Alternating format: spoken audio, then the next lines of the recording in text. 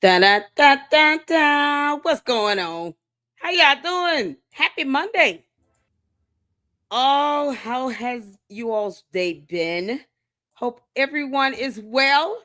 Tavares has started us off with the good Garvey day.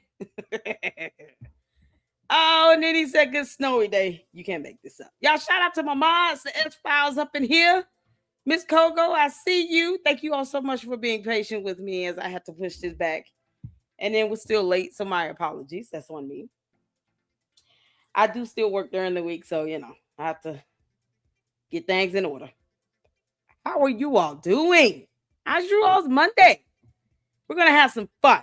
I was originally going to do this just on my second channel alone, but I was like, why not? I want you all to hit that like button as you come in. I want you all to make sure that you hype this video up. And I want you to share it. If you are not subscribed, shame on you. I, the queen of YouTube, encourage you to hit that subscribe button. We're going to get into it. We have a couple videos to check out. Dealing with Umar the Oompa Loompa. And we're going to kick it off with the video that INAPRIZE has done.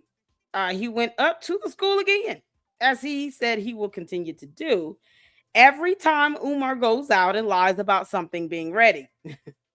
You can't make this up. We're still waiting on the permit for anything to be inspected, for any certificate of occupancy to be rendered, or any evidence that it has insurance on the building. Otherwise, that is not going to open. It is what it is. Y'all, how y'all feeling? I feel pretty good. I'm in my John Wick mood. So after this, I will be watching John Wick tonight. It's going to lullaby me to sleep. I love John Wick. He just goes in, does what he needs to do, get it done. And then he goes home to dog. And they live happily ever after. Can't make this up. Shout out to John Wick fans out there.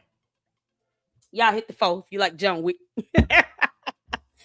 How you doing, Miss Kogo and Kogo? Oh, man. Francisco, what's going on? Sweet DJ, what's happening? Shout out to my moms. Everybody speak to everybody. Hope you guys are doing well. Oh, man. Valerie told, hey, lady, how you doing? What's going on? We got Dana Hawks up in here. Love you so much. Love you, laugh. Thank you, y'all. Melinda, what's going on? I am good. Saint, how you doing? Laurie, how's it going? User 225 already in here. 199 super. It's me. I'm catfishing Harlem Conscious Mingle. Oh, we're gonna get to that. Yeah, all these dating apps, y'all, they got to have something called Under the Sea Turtle dating app. Find your sea turtle mate. I've been coming up with all kinds of puns. It's a fish. Swingle mingle. We could go on forever. Catfishing, the dating app. Turtle edition. You can't make this up. Oh man.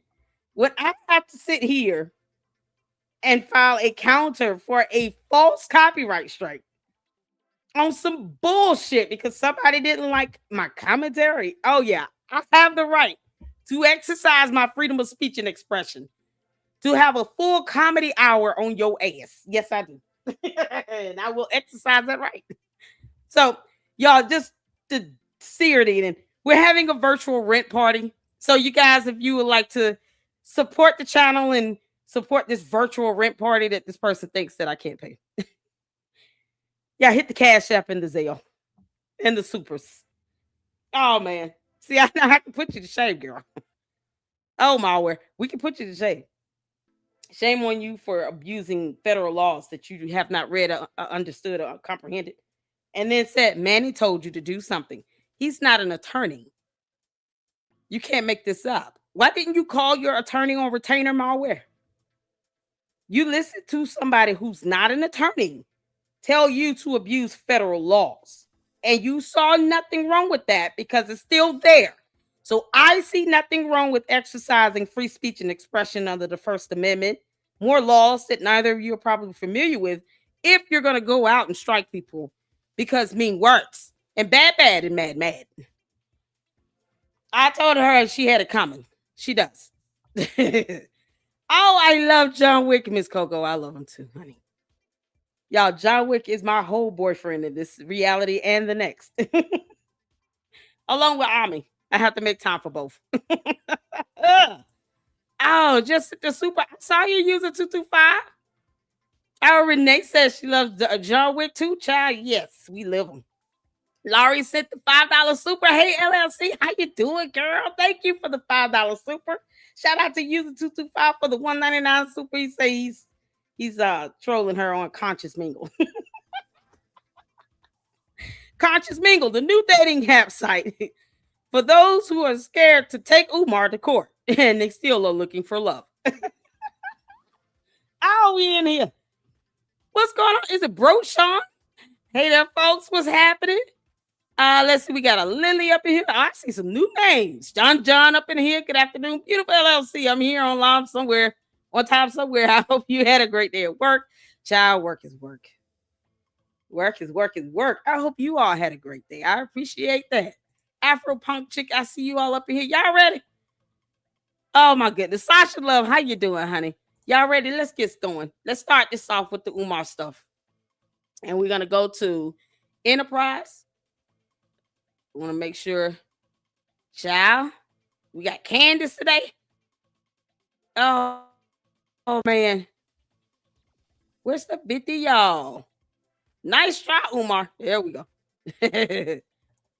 I want to make sure I had this lined up. And then Panda Press did a couple videos that I want to check out. And y'all, we're going to be in it with malware. Shout out to Dr. Nini for getting us the puppet version of that video of her solo dating ad. Or what she was doing. Because she thinks somehow if I post up a video, I own it. Like, wait, what? On a public platform? Yeah, no, that's not how it works. Oh, man. I called my mom. I said, you won't believe this crap. She was like, what does that mean? I was like, did somebody abuse the law, listen to somebody else who was not an attorney, and they filed a copyright strike? Those things can take down people's channels that some of us actually work hard to maintain and put out great content. This weekend, we went over some FBI plea deals. I go over court documents and research, do independent journalism. So I'm it's not here just kind of, some people use it for reactions. That's cool. They can do what they want. But I do put some time and effort and energy into it. The last thing I want is someone abusing the law because they didn't like my commentary about their god-awful film. And then you're listening to somebody that's not an attorney to issue copyright strikes, not just against me, against many other content creators. You don't have the law on your side. And I have to do a count. I have to take time out my life to do a whole counter against this bullshit that could have just retracted and then actually talk to an attorney about. Because you tried it. And now we're hearing it. We're hearing it, y'all. So let's get to this. Y'all ready? We're about to have a good time. I appreciate you all so much for the support. I really, really do. And I appreciate all of you all that already donated. User 225 got another super up in here. Thank you for the 199. Ma posted a video with Manny in 144K. I can't believe that he told her to do that on my videos. They should have said, hold on, man. We need to have some case law because Lady Luck is not gonna play around with it. He can't just do her. And he didn't even want to like come up and admit why he's telling her to sit here and send all these false copyright strikes. And give us the law and case law. Break it down. I want to hear your legal explanation since you don't think you're an attorney. Give us your legal explanation as to why you would advise someone to file false copyright strikes against multiple content creators because somehow she thought that because she did a YouTube video on a public platform that she's the legal owner of it, or that her blanket permission for us to react to it somehow is rendered null and void when it wasn't. I want to hear your legal breakdown on this because you were messing with federal law, something that you don't understand. And you cannot use Chat GPT because that's not how it works. Now, it was in the news that a prosecutor in the state of Georgia. I think it was it Fulton? No, it wasn't Fulton County. Prosecutor in the state of Georgia was reprimanded by a judge in real time for using Chat GPT to cite case law. The issue with that is that the case law was not real. It didn't exist. Now do you understand why you can't use Chat GPT to litigate? This prosecutor is in the news. I'm going to pull it up because I want y'all to understand how ridiculous it is for anyone to tell somebody to file a false copyright strike utilizing federal laws based on Chat GPT and why you do not damn do that dumb shit. Prosecutor was actually reprimanded for using Chat GPT to get case law that did not exist. It didn't exist. Y'all. Here it is right here. I'm going to take y'all to it. Y'all, shout out to Hannibal is Hungry. The Clayton County District Attorney. Clayton County District Attorney. It's the district attorney. I want you all to understand how crazy this is. Hi, Mind Chaos, bro. How you doing? Thank you for the $5 super. Y'all, it's a virtual rent party. Since Malware thinks that I have a problem paying my rent, girl, I'm just going to rub it in your face. What's wrong with you? Shout out to Mind Chaos, bro, for that $5 super. Thank you. User 225, Laurie, thank you all so much. All those who are just hitting that like button, subscribing, thank you for your support, y'all. Let's show them how it's done, okay? Let's show them how it's done. And we're going to check this video out right quick before we get into the Umar stuff. Because I want you all to understand why Manny should not have been telling anybody to abuse federal laws when he did not go to law school. To do anything, when a district prosecutor tried that same shit stunt and got, when I say scolded by a judge, this is not what you want to have happen to you if you're an actual bar licensed attorney. You never want this to happen. And shout out to Hannibal is Hungry for reporting on this. Let's get to it. Attorney has issued a big apology. One of her prosecutors used AI for a court filing at the Georgia Supreme Court. The AI cited cases that simply don't exist. The Chief Justice called that prosecutor out in the middle of court. So we have a prosecutor, not a defense attorney, not a random paralegal, a state prosecutor in Clayton County, Georgia, got caught filing fake case law. And not in some rinky-dink local courtroom either. At the Georgia Supreme Court, the highest court. You know how embarrassing that is? Do you understand how embarrassing that should be to the prosecutor? To know that someone that works in the prosecutor's office used AI for fake case law at the Georgia Supreme Court. This is why I deal with court documents and why I beat myself up for not getting court documents when Malware said that she was being sued by the Oompa Loompa and that there was a class action lawsuit that had been filed, which would generate a docket and a case number. But because you have people that think they understand how court works, they put it in her head that she didn't lie. No, she didn't say and do anything wrong. Oh, it's all justified to sit here and keep posting up fraudulent, fake, forged checks that are felonies. And as opposed to them telling her, here's the truth. You were wrong. You lied. And many people reported this, trusting and giving you the benefit of the doubt. And I was one of them. And I had to apologize to my platform, take that integral hit, and say flat out that I'm not going to report on a damn thing anyone says about any matter regarding a court of law or a lawsuit or anything if I don't have the court documents. And like Lennon Honor said, if Lady Luck Club does not have it, it does not exist. That was such an honor to hear that from him. But I'm serious. I will get it. I will get those court documents.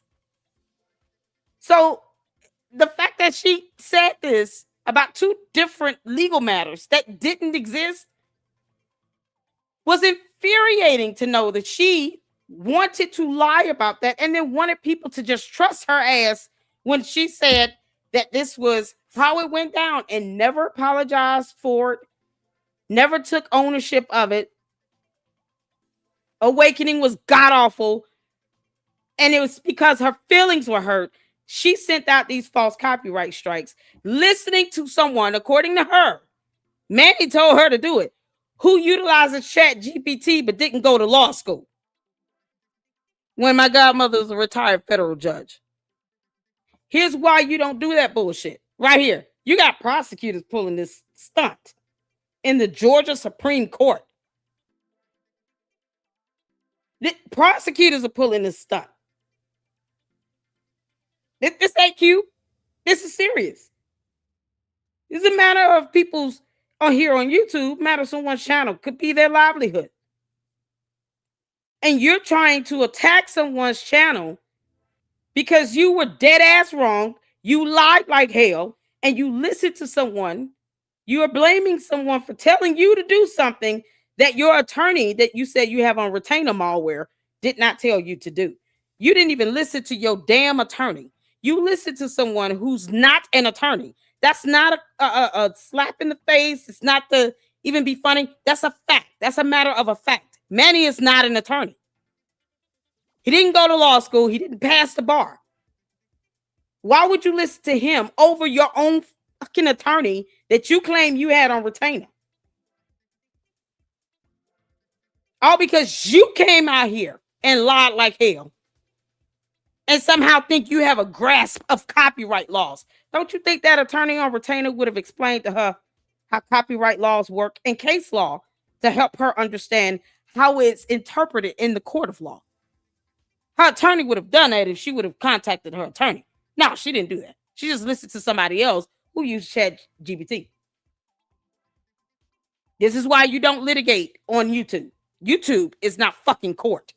In the state, she cited cases that literally did not exist, made up AI hallucinations in a murder case. You cannot make this up. And when the Chief Justice called her out live on camera in front of everybody, she lied right to his face, tried to blame the trial court judge, all while being recorded. A humiliating revelation for this prosecutor with the Clayton County District Attorney's Office. In a letter to Chief Justice Nels Peterson, DA Tasha Mosley says prosecutor Deborah Leslie used AI to write briefings, which made up case citations. Those non-existent cases were cited in your initial brief opposing the motion for new trial. And this person is sitting in prison because of this prosecutor's brief. She's doing life over citations to cases that are not real. Let's get into it. And real quick, if you're new here, this is what we do. We talk about government fraud, corruption, financial misconduct, all the nonsense, all the shadiness. And it looks like about 80% of you guys are watching or not subscribed. It's free. It takes a second and it helps. Notice Keith looking impaired. His behavior is erratic. He's mumbling to himself, pacing around. The officer tells him to not get back in the car, but he gets back in the car anyway and then floors it into traffic. Now, this is where Hannah Payne enters the picture. She witnesses the accident. She wasn't involved in it. She called 911, waited for about 20 minutes. When Kenneth takes off, the officer asks her to get his license plate number. And she does more than that. She gets into her Jeep and follows him. She pulls her car in front of his to block him, gets out, approaches his vehicle while she is still on the phone with 911. And this is where everything goes completely sideways. You see why you don't sit here and act as if you're, commissioned officer or an attorney? This is why you don't do that. Let's get back to where this woman decided that it somehow is a good idea to use Chat GPT AI that generated non-existent case law, because case law is law. But if you don't understand how to utilize it properly, obviously this prosecutor is incompetent as hell. If you don't understand it, then you'll just be using Chat GPT thinking that you're doing something when you're not. If Chat GPT or AI is capable of producing non-existent case law, I want y'all to catch this. Why would many think that the interpretation of copyright law would be accurate on ChatGPT? If it produces non-existent case law, why would you utilize it to try to tell someone that claimed that they have an attorney or retainer to file false copyright strikes as if you're getting the correct interpretation of the law itself? If you did not go to law school and you don't understand case law, ChatGPT is not law school. If it's capable of producing non-existent case law, what do you think it's going to do when it comes to the interpretation of law? Yeah, if I don't know something, I call my godmother, who's a federal judge, retired. I'll text her. I'll say, hey, I'm just general question about this. And she can give a little breakdown of it. It's that simple. I'm going to go to someone that went to law school. But you can't make this up. Why would you advise someone to file false copyright strikes? Not caring about that reciprocity that can hit back on their channel. And it's not that we want to have to do this. I just got through drafting my my chaos. I see your comment. I just got through drafting, using your template, drafting my full response, because I had to add in the timestamps and all of that of her being highly hypocritical. And I'm going to submit it this evening. It took me some time to put that together, to put my response and my counter together, because I wanted to do it right. To let her know I'm not one to be fucked with. You're messing with people's channels and people's livelihoods over law you don't understand. And you're utilizing something that you don't understand, Manny, when it's capable of producing non-existent case law. You can't make this shit up. Supreme Court. Both sides file their briefs, both sides stand up and make their arguments. And then this is where things get completely wild. March 18th, 2026, Georgia Supreme Court, the state attorney, a prosecutor by the name of Deborah Leslie from the Clayton County's DA office. She finishes her argument. She's wrapping up. She's about to sit down. And Chief Justice Nels Peterson hits her with the Columbo, one more thing before you go. You know, there's only one thing that I'm not clear about. Who remember Columbo? Let me know in the comments who remember Columbo. I don't know, that reference may be a little bit too old for you guys, but I think many of you guys are around my age, so you guys get it. But anyway, listen to what he says. So before you sit down, Yes, there's sir. one more thing I need to ask you about, unfortunately. In reviewing the trial court's order denying The Georgia Supreme Court is a panel of judges, by the way. Okay? Not just one. It's a panel. Just like our U.S. Supreme Court. It's more than, what, it's like 7, 8. Any Supreme Court on any state level, it's the same concept. It's a panel of judges. And you have the chief judge here that's about to get into this prosecutor's ass about non-existent case law.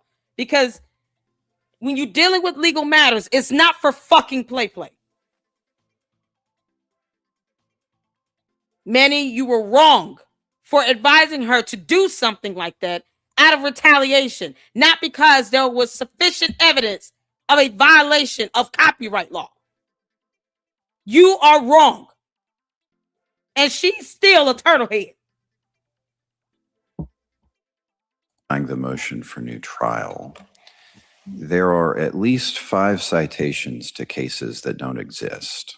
And there's at least 5 more citations to cases that do not support the proposition for which they're cited, including 3 quotations that don't exist. 5 fake cases. 5 more that don't actually say what she claimed they said. 3 quotations that were completely fabricated in a murder trial at the state's highest court. Let's just think about that for a second. I mean, someone's life is on the line here. I mean, someone's life was lost, and then it gets worse because Peterson asked her directly, were those citations in the version of the order you submitted to the trial court? Yes or no? Simple question. And she says this. No, Your Honor, I do not believe so. They were not.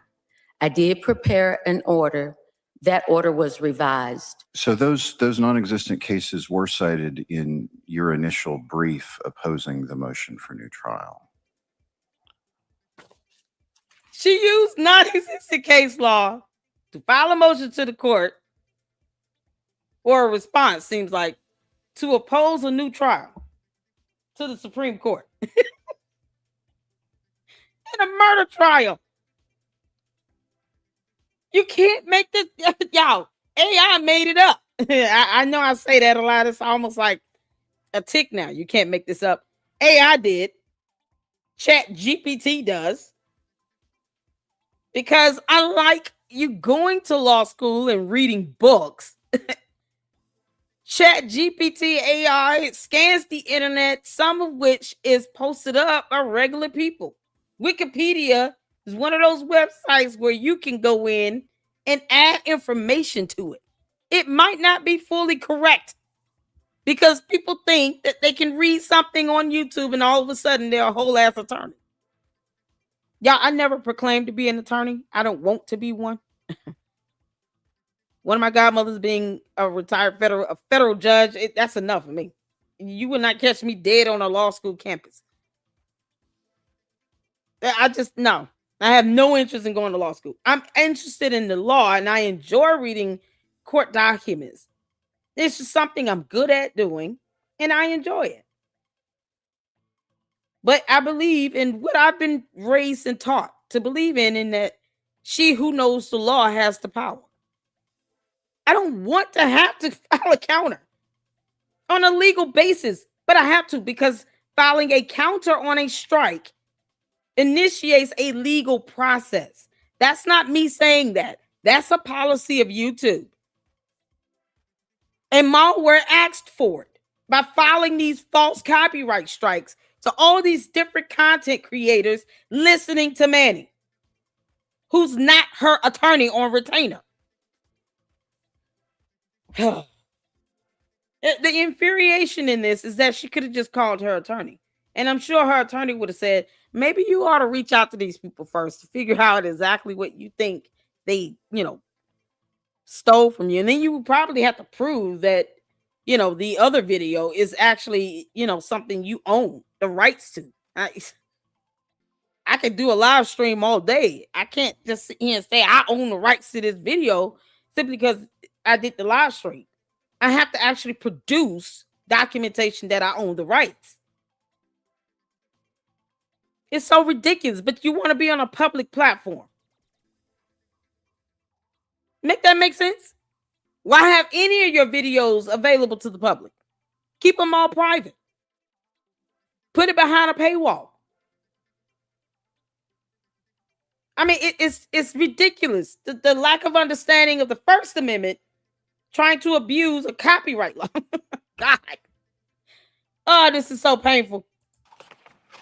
It's unnecessary. She could have called her attorney. And this woman here, she look like Malware. Y'all, it's the equations. Oh, Hannibal. Y'all. A equals 1/2 BH. Oh, man. X squared. I mean, the square root of 112 plus 1/18. He's got square root of fractions. I mean, you can't make this up. Oh, Hannibal, I love you. Your Honor, I'm not aware. So she did. Wow. She blames the trial court judge. She's implying that the judge somehow added the fake cases to the order. That's what the order was revised means. She's passing the buck in real time. It's in your brief, ma'am, the thing you wrote with your name on it. But I would be glad to research that and provide the court with a supplement. She wants to research it using what? Chat GPT again? I mean, come on. You gonna research fake case law? Hear ye. Dumb prosecutor lady.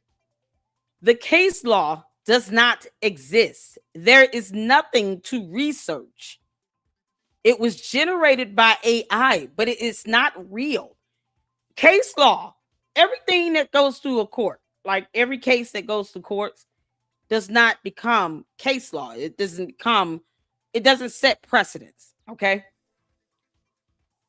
In order for a matter to set precedents, it depends on the court that it comes from, like the court that's handling the matter. And then what is this case, what is the premise, the basis of the case? Like Brown v. Board of Education is case law, is set precedents on how the law should be interpreted when it comes to getting a fair education, dealing with segregation in schools and the school systems. There are certain cases that are just monumental, cases that have set precedents. It established how courts should interpret a certain set of laws based on this case over here that has set precedents. That is case law. And case law fundamentally is interpreted to be as good as law. If that makes sense, hit the phone. If not, I have to do a separate live on that, explaining that a little deeper. But this is why you don't dive into legal matters and you don't understand it either, by filing false copyright strikes, abusing federal laws, when you don't understand the concept of case law. If you don't understand how to interpret the law properly and utilize case law that helps you to understand how that law is interpreted in the court, then you don't just go out here on a limb and do dumb shit that can initiate legal processes. Can I get an amen? That's the problem we have here. And all this time now, I've said that false copyright strike has been sitting on my channel. Malware could have easily retracted it. She could go in and retract it. I have not submitted my counter yet, because I had to draft this up right and do it right, because you're not going to do that shit to me twice. You're not going to keep hitting me with that bullshit. You're not going to F around with people's YouTube channels like that and think that you're going to get away with that. That's not how the hell this works. And if she decides to take me to court, then I guess I'll be the one she picks. But you better be damn ready. That's not a threat. I give you my word on that. I'm hitting, and I'm hitting hard. Because it's such a vile waste of people's times, and you're playing around with people's livelihoods, with people's channels, where some people do this for a living. And if Manny had such a problem with me, he could have came to me and emailed me. He was a mod over here. And she ought to be embarrassed for listening to him when he's not an attorney and she has one on retainer. What the hell are you paying your attorney for? Now look at the shit he done got you in, and you allowed him to get you in by actually agreeing to do it. Shame on both of them. And then you look at her own boss, DA Tasha Mosley, later came out and said that the claim about the order being revised was not true. Mosley contradicted her own prosecutor publicly. Now you have fake case law, dishonesty to the Supreme Court about where it came from, and your own boss calling you out. 3 really terrible separate problems. 2 days later, the Supreme Court drops an order. They give Leslie 10 days to file a sworn affidavit explaining everything. And let's explain why they're doing this. When a court tells a lawyer to file a sworn affidavit, that's basically telling them that we don't trust you. Lawyers are officers of the court. They're supposed to be considered under oath at all times. So when a court says, nah, you better put this on writing and swear to it, that is a complete insult to your credibility. That's the court telling you they think you might be lying. She files her response March 31st. In the affidavit, she admits she used, and this is her exact wording, traditional and AI research tools. She says that the AI-generated citations were not independently verified before inclusion. She says it wasn't intentional. Fine. But this is where I start really just finding this whole thing hilarious. In that same affidavit, she talks about how she's going to prevent this in the future by making sure AI citations get verified before she uses them. This is her personal affidavit that she is signing under oath. However, in retrospect, I acknowledge that this process relied on traditional and AI research tools. We flip all the way over to page 7, where she's now talking about how she's going to prevent this from happening in the future. And she says one of the things she's going to do is a firm requirement that every case citation, particularly those initially identified through technological or AI-based tools, be independently verified in a recognized primary legal database before being included in any draft. Hold on. She just told the Supreme Court that she's going to keep using the AI after this. Read the room. Meanwhile, yeah, keep on at it. Listen to the people that aren't attorneys, Malware. Yeah, this whole prosecutor is going to use AI to verify AI. You can't make this shit up.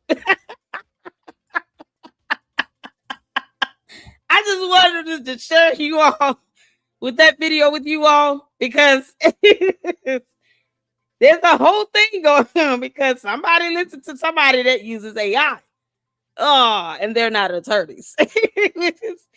It's so crazy because, I mean, this AI has effed up so many people, including people who did go to law school, and they're sitting here trying to file motions and pleadings on a murder trial. Oh, my God. That's messing with someone's freedom and liberty. I'm not speaking to whether the case, lady, is right or wrong. I'm just speaking to the fact that you don't use AI and Chat GPT to litigate because it's stupid to do that. You don't do that. You get an attorney. And Malware brags about having, boo-hookles of money, loads and loads of dollar. I have many dollar, lot of dollar. I have $1. Who said I didn't have money dollar? So why not call your attorney? You got on that retainer. It's just so crazy.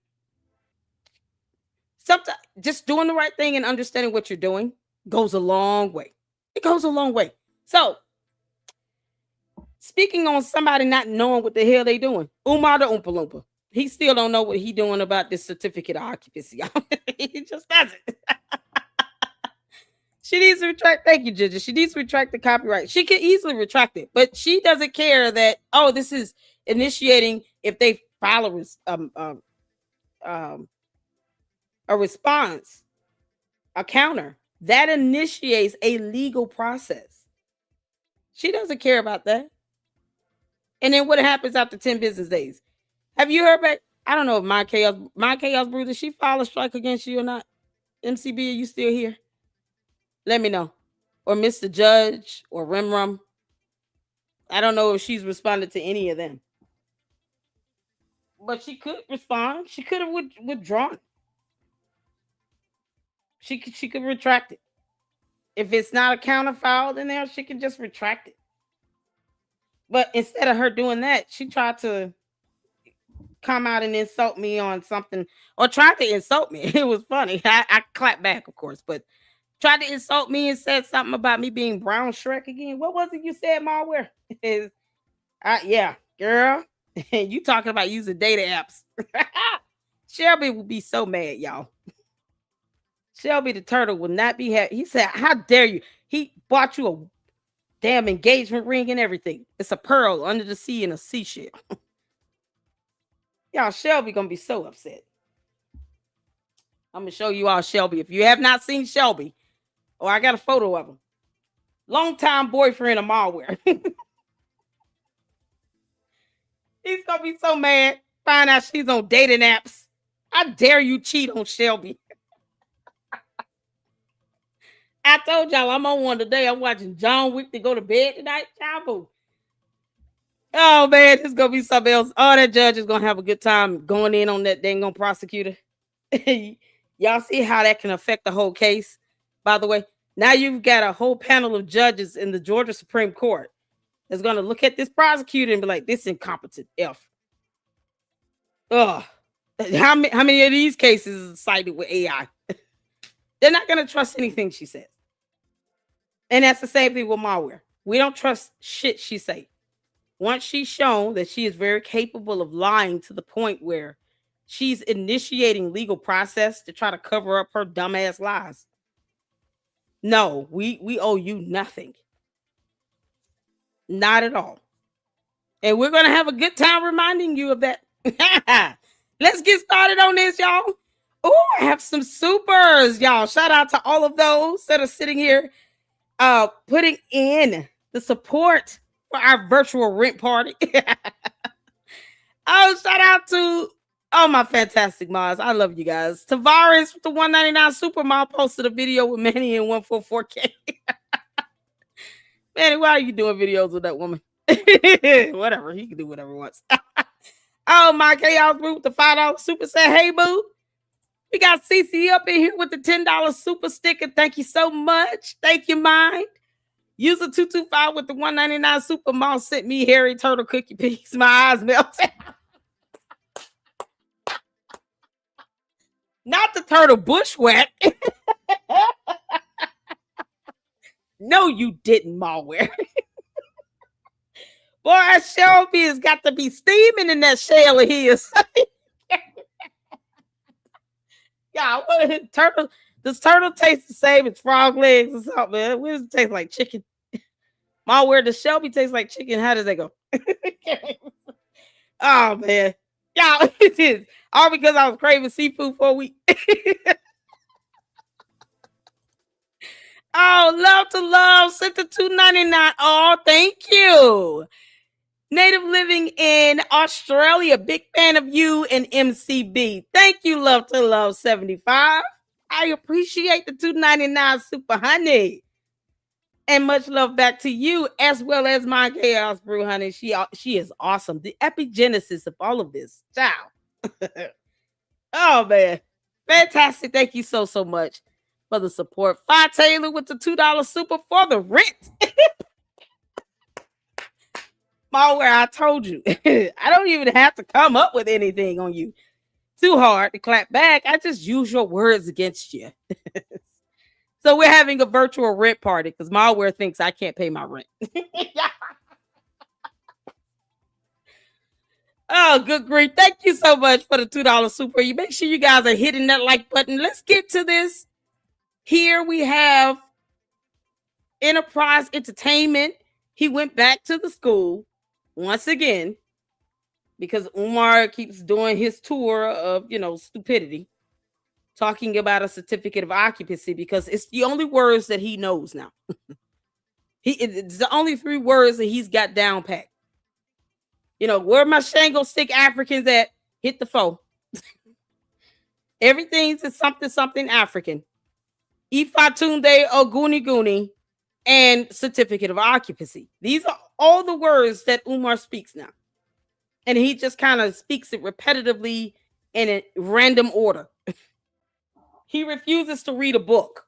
So if he starts talking in certificate of occupancy language, once again, it's one of the major 6 words that he knows. He knows nothing else. He doesn't care about the process or how to get the certificate of occupancy. He doesn't care about a permit or an inspection report. He doesn't care. He's telling this to the Umar Tardians, and they're believing it, as opposed to them doing a little research and finding out what is the process to getting a certificate of occupancy. They're not thinking like, man, if the buildings aren't insured and something happens to these kids, then what? Because they want you to think, oh, it's fine. He's, because I guess somehow in their world, in their reality, Umar pays their bills and has to help them take care of their kids. So they feel like they owe him some fealty or loyalty as they cheer him on while he dodges the idea of showing any ledger to show how he spent everybody else's money for the past 14 years. He will not come flat out and say, I will not be able to open the larger building.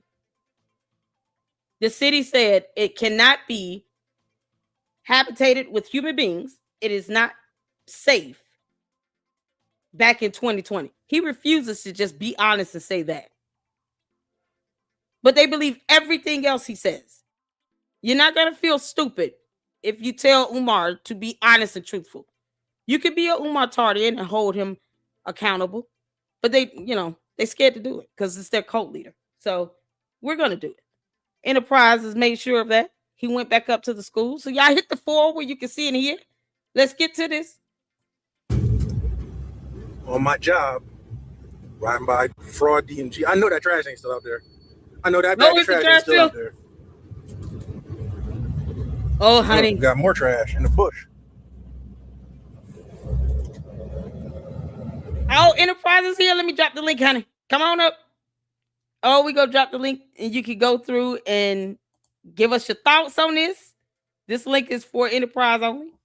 Make sure when you click the link for StreamYard Enterprise that you close out of the YouTube pages so that we don't get the echo, okay? Come on up when you are ready. Click on the StreamYard link and close out of your YouTube page to prevent the echo. Because we're checking out your video, and he sent us a $2 super, y'all. Hey, y'all, Lady Luck Club. Lady Luck, I'm ready. Let's go. Oh, man. S-File says, love to love. Yes, she handled it brilliantly. Mom got bent out of shape over a stupid chat GPT picture I made, and something she thinks LLC says she's so petty. She thinks I said and did these things. You know, and it's so crazy, S-Files. I mean, it is what it is. I posted it up, and I laughed, and we had a good time with it. I prefer her come for me than to come for my mods. That was the level. That's the level of protection that I have because you guys hold me down here, and I appreciate it. And that was the level of protection I had for Manny until he did the unthinkable. He really tried it with this whole, false copyright strike. You told her to file it. Oh, okay, cool. So you understand where we stand now, because you're encouraging her to do this. And as opposed to her being a grown-ass woman and calling her own attorney, she listened to you. Got it. As if I did something wrong to him. Because she lied. He refused to tell her that. You know you lied like hell, Miriam. You lied. We can still do a show together, but you lied. Child. Enterprise is here. You ready, honey? How you doing? I am here. How are you doing? I'm doing well, and we do not have an echo. Shout out to you. Thank you so much. I closed it out like you said, and I also have my headset on this time. I think I was trying to do it off my speakerphone, which probably didn't help things at all. But okay, I won't mess up your footage today. Oh, you're good, honey. We are all good. Take us through this day. You went back up to the school, and this was when? When did you go back up there? Which day last week? Can you hear me? Enterprise, you there? Uh-oh. And cut off again? All right. Yeah, can you hear me? I can hear you now. I didn't hear anything you said. Okay. What day did you go back up there? I said that was just Monday. So I just went up there just yesterday. Right. My route took me through there as it usually does. And the ironic thing is today I went up there and shot another little video. I'll probably edit that one because I took some pictures and stuff. So I'll probably post that later this week. But I was all up in Wilmington all day today. And wow. Rode by there probably the middle of my route today. And same thing. Nothing's going on. You claiming that work's getting done. There's not a worker out there. And I delivered to and drove by construction sites, which included this is like the highlight of my day. So one of the drops I had to do today was that, and shout out to them. I'm gonna say the name because I wanted to get some recognition because they're doing some positivity in the community twofold. Okay. The Kingswood Community Center in Wilmington. Okay, Kingswood Community Center. Y'all can look it up. Y'all can see the wonderful things that they're doing in that community. Not only are they rebuilding an additional community center right in the middle of a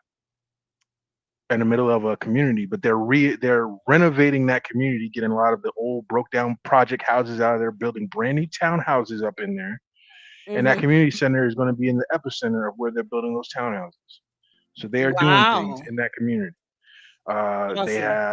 They have youth programs and community outreach. They're actually doing stuff. So as I was making my drop today, which ended up being at where that construction site is going, so I went to the main building, and I'm sitting there waiting for the head of facilities to come out.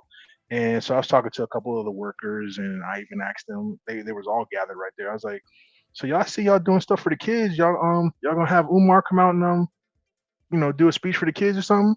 Everybody collective. It had to be like 4 people. Everybody collective was like, "Who?" I said, "Oh." I said Umar Johnson. Y'all know Umar Johnson? They were like, They looked bewildered at each other. Like I was like, the fact that you said who told me everything I need to know. You didn't ask them. Aren't y'all the Shango Stick Africans up here? That should let you know a community outreach place that's doing stuff for children, and they don't have an idea that an entire school is being built 5 minutes away from where they are. Really? Oh yeah. Yep. Kingswood Community Center. Yes. Is 5 minutes away, you all. Kingswood Community. I got the name right up here. Shout out to S Files for posting it up. Literally on the other side of where MG. Yes, literally on the other side of the highway, if you will, from FDMG. Uh-oh. Man, and they didn't no know idea. about Umar. They didn't even know who Umar was. When I said his name, they collectively looked at each other and said, "Who exactly?" Oh my God, y'all! That's the link there to go and check them out. They have a community center. They're building. You said apartments. No, they're tearing down these old projects. I wish I could take pictures. Tearing down the old projects that are up there, and they're rebuilding brand new connected townhomes, apartments, all that stuff in there.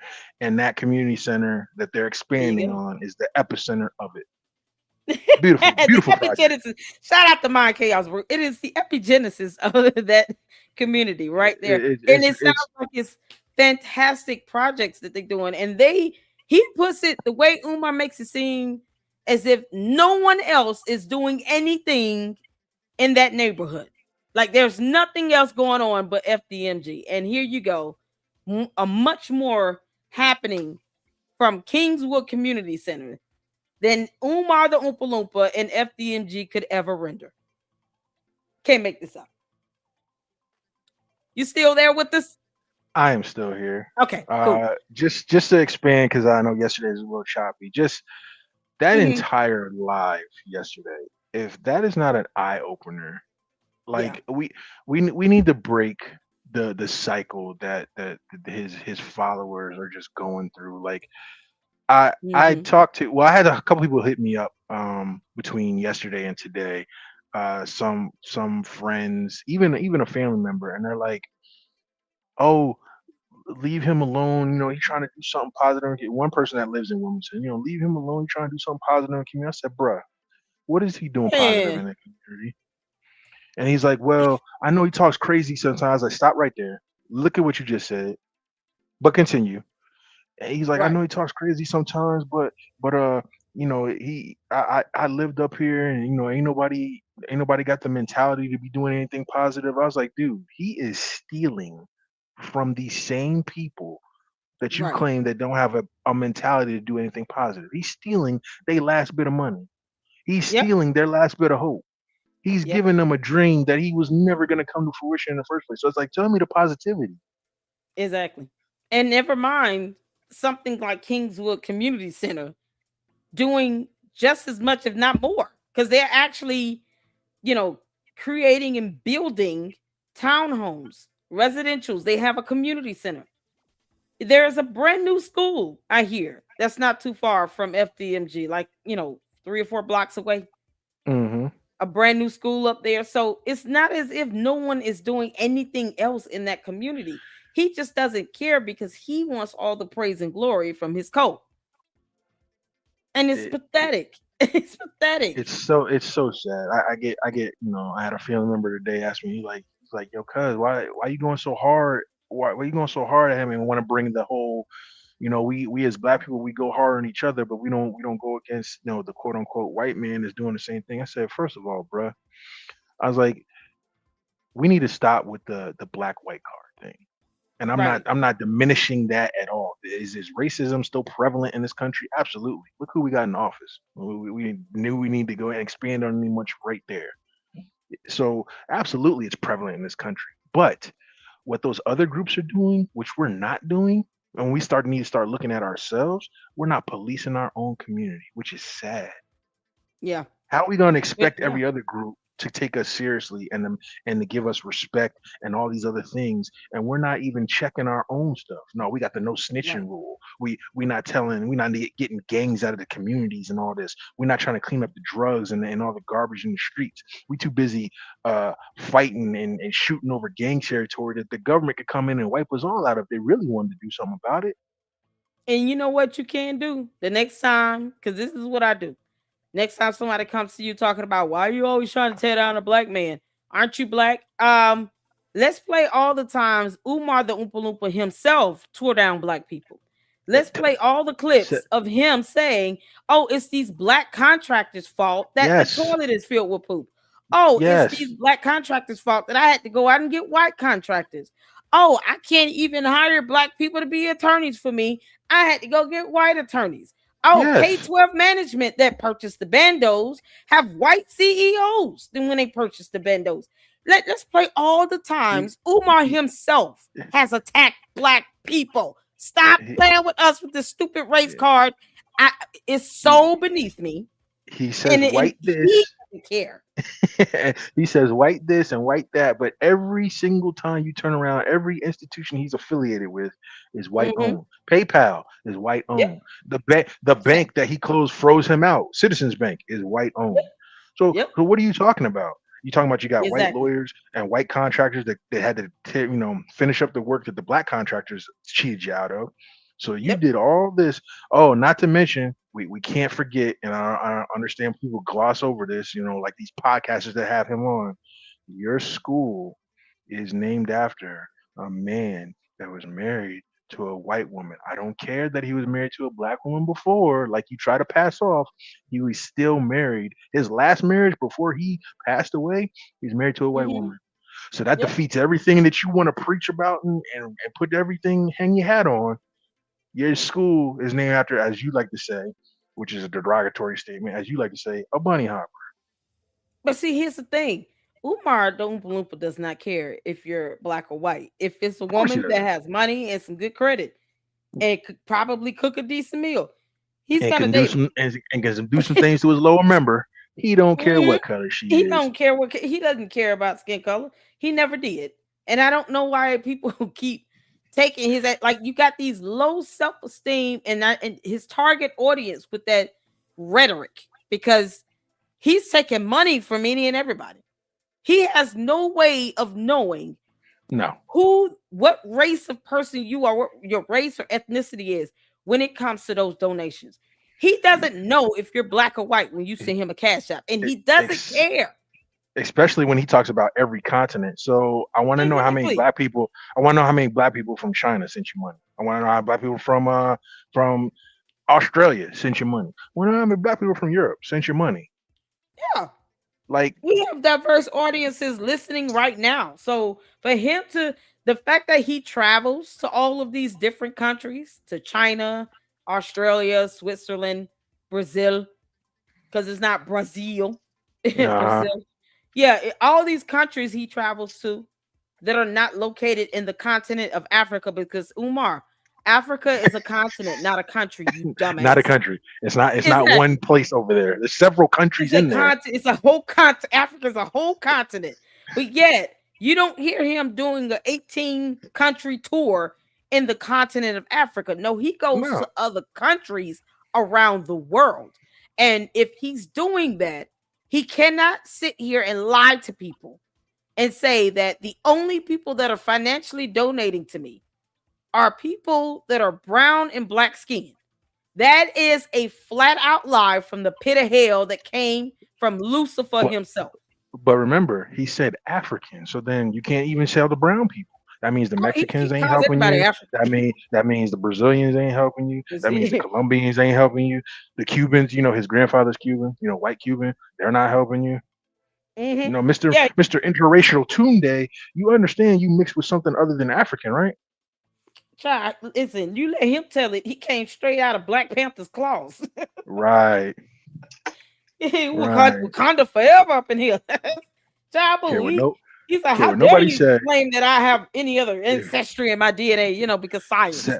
Sad to say, if you are African American in this country, and a lot of your lineage started from in this country, from the slaves in this country, chances are somewhere in your tree you have Caucasian in you. You do. Yep. They raped and pillaged a lot of us. And I'm sorry if YouTube demonetize you for the R. R word. Just say R worded. Yeah, R worded. If that happened to your lineage, chances are you have Caucasian in you. So there's not a whole lot of everybody. Yeah, it's ridiculous. And I said this before to somebody else I was talking to. People think that interracial is just black and white. No. If for the Caucasian people out there, if you have Irish and Polish or Irish and German in your background, you're interracial. Those are two different countries, two different lineages, two different ideologies and cultures and all that. Yep. So it's not just regulated to just black and white skin. Like cut this out, man. Cut it out. Yeah. And that's how rudimentary and narrow-minded he thinks, to where, only black people are giving me money that, at the end of the day, I said this in my last live. Why even give him US dollars? Just send him a bag of green beans and say, this is our currency. We're going to start paying you in vegetables and fruit. You had me on the floor when you said that. Stop giving him your US dollars, because our US dollars is a part of a white man's currency system in the United States. Exactly. It's not, Alexander helped to spearhead it, and he was from the Caribbean, but it's still at the end of the day, he was a mixture. Last time I checked, Obama was or some sort. Yeah, last time I checked, Obama wasn't on none of the money, so ain't none of that African money. Yeah, that's what I'm saying. And you don't have an African person sitting on our currency. What African is sitting on our US dollar or the $5 or $10 bill? None of them. You can't make this up. So why does he want US dollars? Why send him a Cash App and a PayPal of US dollars? Send his ass some Mexican pesos and see how they go. According to them, they were slave owners anyways. So you spend the slave owner money. Thank you. Who's on our US dollars? Who's on our currency here in the United States? Look whose faces they have on it. That alone should be enough for him to say, I no longer want you all to give me US dollars. Okay. I listen to Lady Luck Club because he always does. I want you all to send me buckets of paints and brushes and sponges. That way, when Devontae comes, he doesn't have to bring his own. And remember, don't send him no desk. You don't want those. Yeah, no, don't send no desk either. Yeah, he'll block you. Soul Orange Glow, some chalkboards with chalk, some face masks, because they're gonna need plenty of that. Yeah, I know my video was quick this time. It was a quick, just fly by, drive by real quick. But as I continue to show, and as I continue to let everybody know, there's nothing changed out there. And the latest thing of him, there's the Jamaican immigrant that's not giving us our final inspection. You didn't have a first inspection. How you got a final inspection? Exactly. Those inspections come in stages, and every time you get something done, a contractor is supposed to sign off. So then when you apply for the final inspection, you're supposed to turn in all the inspections from the individuals up until that point. You ain't did that yet. Right. And I know this for a fact that you haven't gone down there and talked to anybody for no certificate of occupancy or anything like that, because I called up there when you were supposed to do it last month, and they don't know who you are. Thank you. These people don't know him. You would think that he would be on top of it and be able to prove that he's been communicating with them. When he went on that Father Baba Yaga radio station, this old man that looks like Moses and Father Christ. And it's up their podcast because he said the same garbage on that podcast. He literally said that he had not talked to this so-called inspector when he tried to, I guess, brush up the guy to come out and do some sort of a backhanded inspection. He said it had been at least 2 years ago. So if you hadn't even spoken to this person in at least 2 years, what are we talking about? You can't say that he's not communicating with you if you have not spoken to him in at least 2 years. This is so dumb. It's so stupid. The things that he says, it's so easy to catch him in this lie. I think Father David is the only one of those podcasters that have you know, he didn't his ass. come forth. No, he didn't come forth and admit it, but he admit, if you go back and listen to this podcast, he admitted it. I love when you're on here because, you know, our numbers go up. That's the only reason you have him on there. Umar, you dumb Oompa Loompa. Father Baba Yaga is using you for views, and you should feel very proud. He's the only one that's came out and said it. Everybody else that's politicking to him and slurping and giving him these softball interviews. They trying to massage and say, oh, you know, Charlemagne, oh, we don't think you're a scammer. Shut up. Oh, shut up. There is a Charlemagne would never send his kids to FDMG either. Exactly. Or leave them alone with Umar the Oompa Loompa either. And they Charlemagne, ain't gave him I dare a dime you leave your towards daughter around Umar.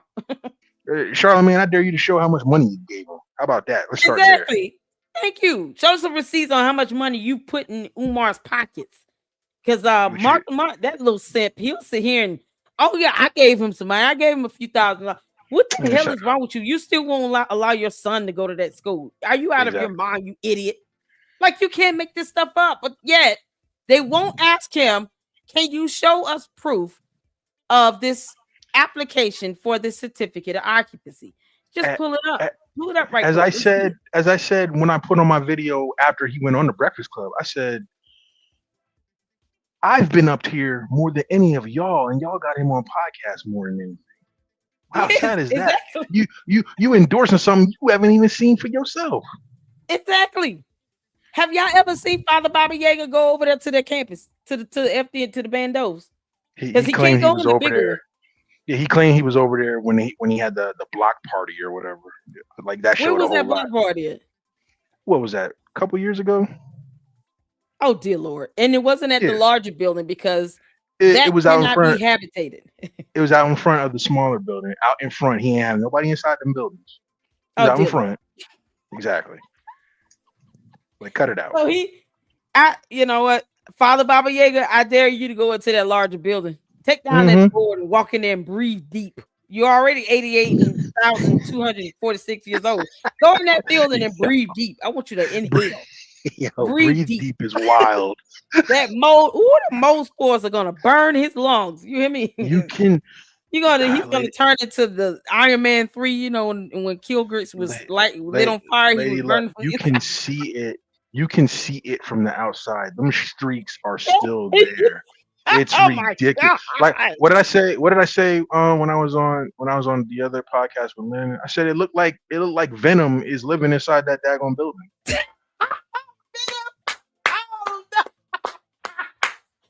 Oh, we love Venom, but you can't make this up. It does. It's like Venom had a bowel movement and it went wrong. Yeah. It's crazy. That building is alive. I guarantee it. If you go in there, you're gonna be in the Upside Down and Stranger Things. I guarantee it. Oh, y'all go in that building. It's gonna transform into something. What you think it's gonna transform into? We're gonna have the zombie apocalypse for real. You walk in there, you coming out with something. It's the Upside Down building, the Stranger Things. Yes. That is you walk in there. It's a portal. I guarantee you. Oh my God. Yeah, I believe it. That's why I'm not going the MoMA science. I believe in that. Laurie said 2021 is when they had their block party. There it is. Y'all, it's 2026. So we're talking about 5 years ago. 5 years ago. Oh man, y'all know. Listen, when you get to the age of Father Baba Yaga, when he's been here as long as Moses has been, on Earth, you have to. They say you got to give people like him the opportunity to just breathe. But I don't like the lying part. Like, dude, just go to the building, record it yourself. You want to get views on your radio station? Go to that building and live stream it and see how they go. You'll get some views. I challenge any of these podcasters. You had him on. Have me on there. See, so you talk about he want to talk all this stuff. I live around them buildings too. I can go to my page. I'll show you what's up for real. And I ain't even been on the inside yet.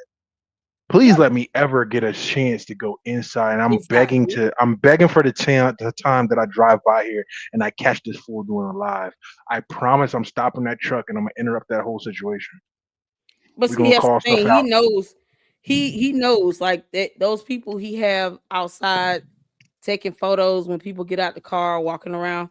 He knows, okay, if they were ever to come and try to get inside, now he already knows how you all look. That's the way he try to keep people from going in. Like he knows certain people who's been up there, you know, because I'm never gonna trespass it and go inside. I'm never going to get into no. the I'm legal saying satisfaction of that. Oh, you talking I'm about saying if I came like if he tries incognito? to does an Yeah, indoor tour, yeah, he I got has you. people up there literally stalking. They're invading, you know, the they're trying to have people trespass and they don't have the authority to do it. But they take photos and film people that are up there filming the buildings that they have the right to, especially if you're on the city property on the sidewalks and the side streets and stuff. He doesn't own that. So There was one he doesn't own shit. But the video with the kids, I remember I think when you played it, if you played all the way through, I think there were some parents or whatever that might be the parents of the kids. They were he was trying to tell them to stop filming and everything. He's like, y'all need to stop filming or I'm gonna call the cops. Bruh, I'm on public sidewalk. I could film this whole neighborhood if I want to, as long as I'm not looking in anybody's specific home or filming them without their permission. There's been plenty of times I drove up there and there's been kids walking outside and stuff like that. I'll turn the camera away just because I don't want to expose anybody's face. But off camera, I done asked people walking by these buildings, yo, y'all ready for Umar to open the thing? Kids have told me no. We watched a video the other day where one of the kids said, "Call the police." Exactly. Yeah, we saw when the police came out, was like, we haven't came out here in a while. We haven't got any calls about this because they're bandos. They don't get calls for people trespassing on a bando. What are they gonna do? Are they gonna tell somebody they can't walk on the public sidewalk? Thank you. You're not gonna be able to do anything. You can't have that person trespass, especially for the larger building where the city told you not to be in it. Yeah, you can't don't pass your little. As long as I pass your little gates, I'm not in your little building. If it is yours unauthorized, I can stay out here and film this whole building if I want to. I don't even walk behind it like some other people have, and that's some brave souls because it looked like the Walking Dead back there. You go what the Walking Dead. That's a whole nother portal in itself. I don't know if I don't know if I'm walk back there, but yeah, just you ain't got to do all that. Fill the front. You mean to tell me you had millions of dollars and this is what this looked like? It's not even the mold anymore. The rust is starting to peek through some of these walkways. Yeah, and that's what Mo up in here. Shout out to Uncle Mo TV. He goes up there too. He said the same things, like it's in the street. The mold is in the streets, like it's making its way from the stairs to the sidewalk. I mean, it's just impermeating and infesting the ground. And it's like, dude, you think that building is going to pass inspection? You're out of your mind. He would literally, if this was a true project and if this was a true vision and something that the community could actually get behind, he would literally have to demolish those buildings, repave, new foundation, and start from the ground up. That's what he would have to do. Yep. There's no restoring either one of those buildings. No restoring. Exactly. Because you have black mold. In the other building, the other building cannot be. I don't think that building cannot be restored or renovated to where it does not involve you gutting the foundation in and of itself. That's why I said he's so stupid. He's been raising money for these two bandos for the last 7 years, 7 years. And not one time has he came out and flat out said, we cannot open the larger building because the city already said it was deemed unsafe and was not fit for human habitation in 2020. And because we were given the option to either vacate it or to renovate it, we vacated it and it's been vacant ever since. There is no renovation we can do to that because he would have to have millions of dollars and he would have to tear down the foundation. That is how bad the mold is. He acknowledged the mold in that building, in the gym where there was a dead bird found. In a whole video. Can you believe it? He acknowledged black mold growing inside the gym in the video. Lady Luck, maybe me, you know, Lennon, some of these real podcasters telling the truth about this stuff. Maybe we should all get together, put a GoFundMe together, really put the people's money into this, buy them bandos, tear them drones down, and build up something, comparable to the community center. Maybe we should do that then. I would love to see that thing become a parking lot. I'm telling you, I would love to see that building come down. I would stand there as they bulldoze it and pave over it and watch it become a whole parking lot. Put the explosives in and watch it implode. Yes, y'all put your little tubes in your ears, child. I mean, it's not increasing property value. The building is just there, and as opposed to him saying, "Okay, you all, I can't do anything with this building. So please know that all of your money that you're giving to me, aside from me buying Little Debbie snack cakes and ginger ale, will be going only towards the smaller building. I'm going to have to give this up because now it's becoming a waste of money." See, the Umar Tardians aren't even thinking about that. It's a waste of money. The judgment's being paid on it. The vacant property registration fees, all for what? It's never going to be renovated. You just reminded me. Remember when the story first broke about the property taxes and how the sheriff's sale and everything was on there? There was a guy. I don't know if he's a regular podcaster, but I know he was a business entrepreneur because he did a couple podcasts where he put it out there. He proposed. He obviously didn't speak to the fool in person, but he proposed on there and just gave him the information for him to get in contact. He said, "Look, I see that these are about to get sold." He's like, "How about," he's like, "we do this." He's like, "I will buy them out of whatever sheriff's sale that they're in before they go to auction." He's like, I will give you the smaller school. He's like, but the bigger building I'm going to take, and I'm going to be able to do whatever I want with it. He's like, I want you to sign off on the paperwork on that.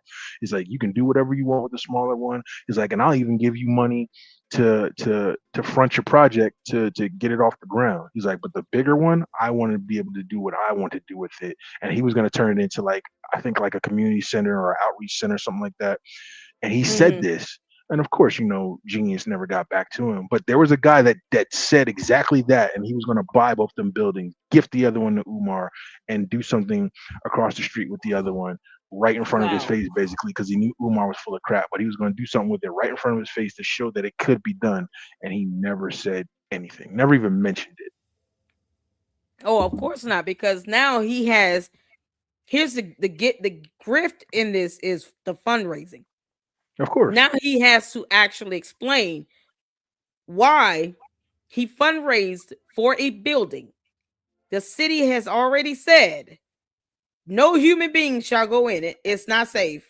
You are to vacate it, or you got to get it up to code, which he has not done. And it's been 6 long years. That building has been sitting in the state it is in, decaying even worse, for 6 more years since 2020. And now he has to explain why he's been asking for money for that building that he knew he was never going to open, and try to explain where that money went for that building when it could have went towards the smaller building. And then that makes it even worse, because now you got to explain, okay, let's say you got $1 million in 6 years. 500,000 of it theoretically goes towards the bigger building, but you're not going to open it. So in theory, the 500,000 for the bigger building could have all went towards the smaller building. So that's more money that should have shifted to the smaller building, right? So why is it that the smaller building still is not open after 7 years? If all the money you've been raising has been for the smaller building because you knew you could not open the big one, then why isn't the smaller building open? Why isn't the certificate of occupancy already there? The building is not even insured. It's no inspection report or anything. Not an initial, not a final, nothing. No permit. Are there even building permits? No building permits done since 2023. Wow. It's been 3 whole years since an active permit has been on that building, the smaller one. So you've gotten all this money you've raised in the last 6 years, lying to people saying it's for both schools when it's only for one. And you still didn't open the smaller one. So what you doing with all the money? Or not And even that's the open it. one Didn't thing that even he get it up to can't code. Exactly. The It's not even smaller up to building won't even code. pass. It won't even No. pass inspection. They ain't even got to go inside. You walk them grounds Exactly. outside, and you can be like, nah. Mm-mm. We Mhm. can't even get to the inside because the outside got so much to be done. But you painted a Exactly. wall. But you just connected a pipe. Exactly. You painting, you doing all this stuff, you going in it, cleaning desk, and for what? When you don't even want to pay the water and sewage bill. You still got boarded up windows on the side. You still got hornets' nests in the other windows. Yeah, missing ceiling tiles. Like, it is so much wrong with that building, but yet he said it has been 2 years since he spoke with somebody from the city to inspect it, and he expected them to just pass it. One of the pictures I took today, the back foundation is now crumbling. You got cinder blocks and stones all crumbling up and going to the wayside. Like it's ridiculous. It's dilapidated. Like anybody, number one, whether you're a follower or not, stop using this as a black on black thing. Nobody is coming at him on some black on black thing. We're coming at him because we need to have standards in our community representatives and our community leadership. And if we don't, how can we expect any other race to take us seriously if we don't take ourselves seriously? Right. And they don't want to hold him accountable. They get scared to sue him. They're scared to ask for ledgers, expense reports. They're scared to ask him, for proof of all of these donor dollars coming in. They're scared of the black conscious community is petrified of him. Anybody in the conscious community, I don't care, the elder or whoever, I don't care who you are, if you're out there listening, anybody in the conscious community, don't even speak. Don't say nothing. Don't act like you here for us. You ain't no better than the It's Up There, Father David, and the Breakfast Club. You right alongside of them. Y'all are the Stevens to our Django right now. Exactly. They pacify this BS behavior. And at the end of the day, he won't even show them how much money he spent on this bando. And when you can't pull up permits to match any renovation being done, and they don't even want to ask, and you're talking about what an application for a permit is like $30-some. Or any contractor that you said robbed you don't want to have no name. Yeah, no invoices, no contracts, no nothing. They won't even ask for basic information. So proof that something's being done. Matter of fact, what's the name of this dude that's him and Han on your inspection? What's his name? Since he worked for the city, how come you ain't calling his name out? That's what I'm saying. Because that's discrimination and profiling on a business level alone. That means he's not showing the integrity of his office, and he should be removed and fired. Right? What's his name? Yep. Tell us the name. Tell us who all these people are you keep claiming you talking to, Umar. If you went to McDonald's a couple of times and the same person keep messing up your order, I guarantee you be at the front counter and be like, I need to see the manager because this person needs to get fired. They keep messing up my order. Listen, he would already have duked it out with the Hamburglar by now. So him and the Hamburglar would have had a full fist fight. But this inspector that's holding up your whole project that right. and you've had dealings with for the last year, you can't say his name. Exactly. We don't know who this fictitious inspector is, just like Big Bird. It's a mystery to us all. It's like Snuffleupagus. Only he can see him. Only he can see him. All these people are fictitious friends in his mind and in his alternate reality. Only him and the Umar Tardians can see them. Because apparently they're gonna just go along with it, So no, because he gives the name, they're gonna be like, oh yeah, this is a real person. Yeah, remember, they're just holograms, so that's probably why we can't see them. Exactly. Y'all count us holograms. Umar, you're the only alien on this planet that no one wants. Get your ass off of Earth. Whenever you all are ready on Jupiter to get your slumlord back, he's all yours. We will happily give him up. Umar, please know we will never ever fight another planet for you. You can get on back, get on that spaceship from Elon Musk, skyrocket your behind off of our planet, and keep living somewhere else. Just go on. Y'all. Shout out to you, Enterprise. Lady Luck, as usual, I love you. Thank you for having me on. You know, saying my little spiel. Don't worry, I'm gonna keep on with the live, the counter lives, as I like to call them. With anytime he says whatever and the renovations are done, I'm gonna be right up there to film whatever and see whatever is done. So I'm gonna keep that going. Thank you to the Lady Luck Club for having me on. Like, share, subscribe to my channel. Y'all, shout out to Enterprise. One more thing. I think I said it to you and Lennon. Everybody was talking about it, so I made it a reality, and I got the samples coming this weekend. I did make Where the School At shirts. So once I get the samples and see how the quality is, I'm gonna make sure that those are on my channel, and I'll send the links out to everybody, because I'm going to make them available to be purchased for everybody. So then we can represent when we're on these podcasts and we talk and we know all this. We're gonna have the Where the School At t-shirts. There you go. Shout out to you. Y'all, I'm excited. Where the school at? Oh man. So once you do, email me and we will make sure we support you and drop the link. If I could get one of the mods to drop the link to Enterprise YouTube channel, make sure you guys go check him out. He has a plethora of videos, especially of his tours that he's done up there at FDMG, where he has in real time recorded the buildings to show you all the real state of what these buildings are in, and to continuously prove that Umar is a damn liar from the pit of hell. Can't make this up. Thank you, Enterprise, for joining us. Absolutely. I appreciate you so much. You be good, and don't forget, email us when you're ready with those t-shirts. Oh yeah. Once I get the samples, I check everything out, the quality and all that. I got you. Sounds good. I'll drop you down. All right. Y'all, shout out to Enterprise. Oh my goodness. We gonna finish checking out this video right quick of Enterprise. This is his latest video, because he said some stuff in here that I want to catch.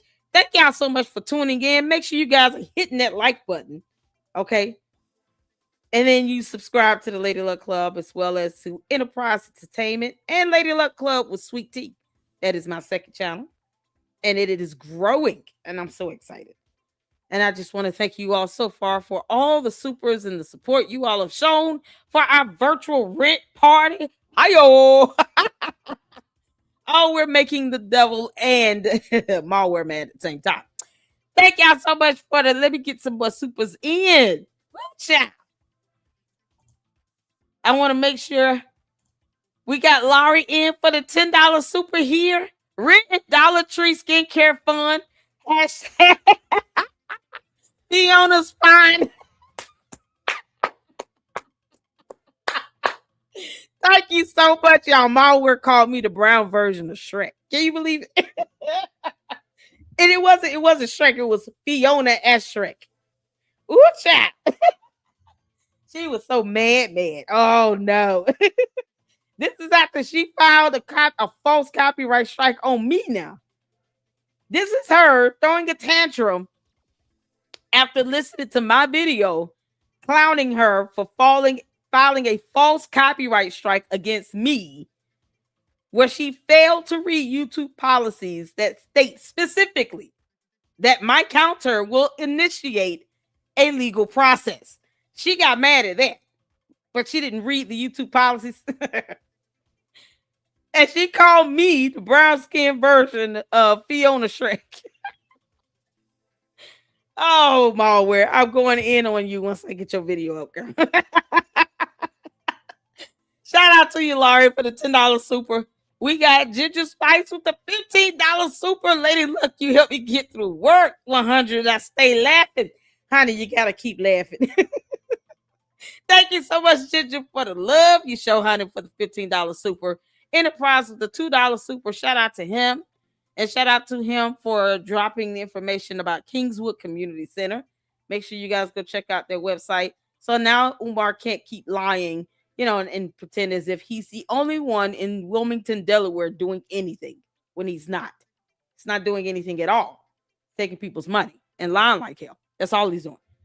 Oh, him and the Hamburglar. Thank y'all so much, y'all. Let's keep this rolling. Let's get through this video, and then we're gonna go to Panda Press video as he speak about Lord, the legal hurdle on Umar knowing he cannot have a black boys only school because federal laws. Once again, that one thing that seems like him and this black conscious community don't really want to read about. Laws. They don't like our laws. They don't have to live in our country. They could go. Can make this on my job, riding by fraud DMG. I know that trash ain't still out there. I know that bag of trash ain't still out there. Thank you, Enterprise. We got more trash in the bush. Hey, Woki Wasabi. Uncle Mo. Miss Independent. Oh, looky. The pipe done got connected. I guess somebody listening to all them podcasts. Still got black gold, moist. I know that trash ain't still out there. Shame. That trash is still there, y'all. Trash is out there. How do you get something connected but not trash picked up? What is the deal? Is there no dumpster around? And the Umar Tardians will tell you, why don't you go get it? No, why don't y'all dumbasses go get it? Y'all the ones worshiping this stupid cult leader that has no brain, that thinks that we're all holograms. Can the Umar Tardians explain that? Can you explain to the rest of us, humanity, why your cult leader thinks that we're all walking holograms? His ideology is shifting more and more to Scientology every day. Next thing you know, he'll be talking about Thetans and how we all need audits. He's going to be like, what's an Ogun? I don't believe in that. I believe in Thetans. We crawled out of volcanoes. Can't make this stop. Why is he calling us holograms? What the hell is wrong with him? Umar, why don't you test that theory out? Why don't you fall into the center of the earth?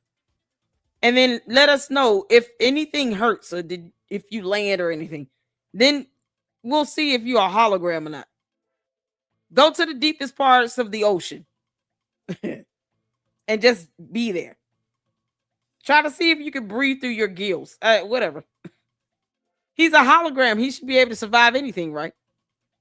Umar, if we put you between a rock and a hard place and squish your ass, would you just project out on the building or what? What's going to happen? Yeah, he claims to be a hologram.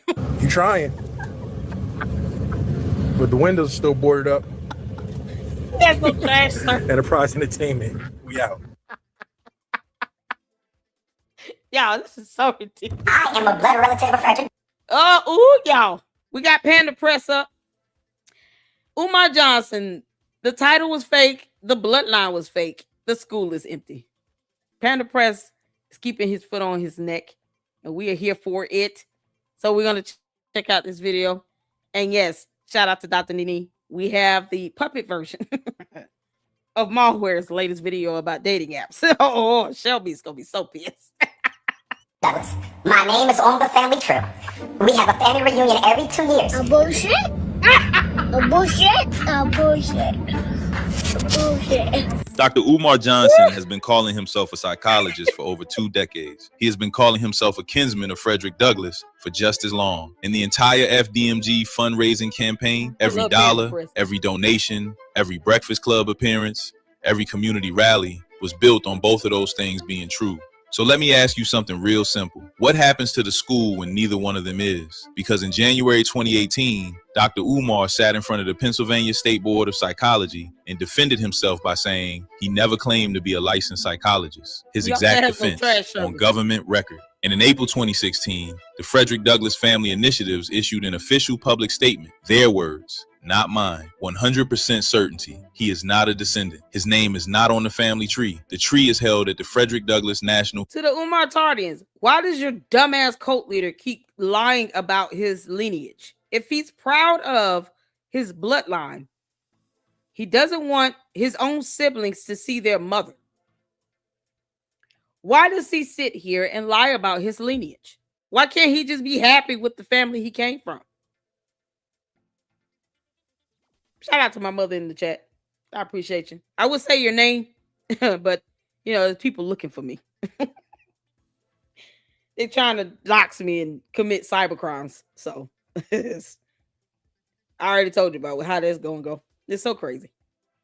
But Umar, why do you need to lie about being related to Frederick Douglass? You're already lying about building a school. You didn't build anything. It was already there, being infested with black mold when K-12 management bought it. So why do you need to add on another dumb lie about being related to Frederick Douglass, Marcus Garvey, any of them? You're not a descendant of his. Leave the family alone. Let them be at peace. Why bother them and bring their name up in your dumb ass lie that you can't prove, because DNA and genetics and science is a real thing here on Earth. We don't care about your hologram.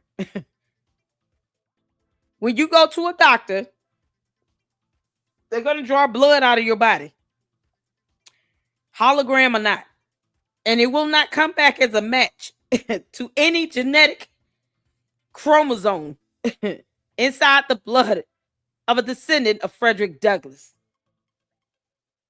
That can be easily debunked with a DNA test. That is how stupid Umar's lies are. Science can debunk his dumb ass. And he continues to lie about this. And for what? Y'all, this is so crazy. So crazy. Let's get back to it. Historic site in Washington, D.C. The Douglas elders also issued a separate declaration. They called him an unverified disgrace to the family name. His own father took a DNA test. No match. So that was a lie. The title was fake. The bloodline was fake. And the school named after a man he is not related to is still empty. Every dollar donated to FDMG went to a man who could not prove either thing that made him worth donating to. Let us start with December 2017. The Pennsylvania Bureau of Professional and Occupational Affairs filed a formal charge against Dr. Umar Johnson. The charge was practicing psychology without a license, presenting himself as a psychologist who offers counseling services without state authorization. The potential. He still does that. Yeah, he did that in his mama's closet like 2 or 3 times last year. He still does that. The Umar Tardians that refuse to read, because reading is not fundamental for them, they will never read those documents that we went over here in the LLC. Umar went over those documents for a reason, so that people can see that even the Board of Psychology in the Commonwealth of Pennsylvania do not trust that you would even get a license in good faith and do the right thing, because you've lied so bad about not having one and purporting yourself to actually have one, as opposed to you just getting the license or the certification. You lie about being a licensed clinical psychologist, and then you offer services, treatment, and information, advice, as if you are licensed and certified, when you know damn well you're not. He can't even use certain terminology that leaves the average person with the impression that he is a licensed, certified psychologist. And yet he still does it to this very day, because the Umar Tardians do not read worth shit. And he thinks he's a hologram. You know, he thinks we're all holograms. This stupid ass cult thinks we're all holograms now. To fine was $10,000 per violation, not per case, per violation. Every time he called himself a psychologist in public without a license, that was a potential $10,000 hit. So Dr. Umar did what Dr. Umar always does when accountability gets close. He went public, called it an attack, said the white man was threatened by an unlicensed certified school psychologist with an international reputation. None of it's true. None of it's true. It's BS. They made it up. They lie. Rallied his audience around the idea that the system was coming for him specifically. And then he walked into that Harrisburg hearing in January 2018 and made a very specific legal argument. He said he never claimed to be a licensed psychologist. That was his defense. Not that the charges were wrong, not that he had a license they missed. His defense was that he never said he had one in the first place. The board could not strip a license he never. It's not about stripping a license. It's about him purporting himself to be a licensed psychologist. They told him you shouldn't even use certain terms. If the average person believes, based on what you say, that you are a licensed, certified psychologist, shut the F up. You need to constantly remind people that you're not licensed or certified. But yet, we have snippets of him saying the opposite. So for him to say that, and this was a while back, y'all. I have snippets of him saying this as of last year, where he actually said that he is a psychologist, that he is licensed and certified. He's allowed people to introduce him, you know, because he keeps going on all these podcasts that kiss his ass, all these grown ass men that are whole simps because they keep simping for him. One has actually introduced him as a licensed certified psychologist. You can't make this up. I'm going to actually pull up that snip so you all can see it, because I want you all to understand that even with that type of introduction, it's his responsibility to correct that individual. If someone introduces him as a licensed certified psychologist, clinical psychologist, any of those terms at all, it's his job to correct them. He's 55,862 years old. Umar's well over 50. Even though he still tries to walk around and act like he's stuck in, you know, the mindset of a 22-year-old. It's his job to correct them and say, no. I'm not a licensed clinical certified psychologist. Please don't say that. But he didn't even correct the man. And that's exactly how he was introduced, by a podcaster. So he doesn't give a damn about what any board thinks. He thinks he's above our rule of law in the United States of America, when he could just take his ass to Ghana and never come back. I mean, no one's stopping him. Umar Tardians, y'all pack up. You're moving out the country. Umar is going to take this entire coat and get the hell on somewhere so that we can stop losing brain cells. You can't make this up. But hell, so technically, he walked out of that hearing without losing anything because there was nothing to lose. He declared victory, posted about it, called it proof the system could not touch him, and his audience believed it. Because why would you lie about winning? Why?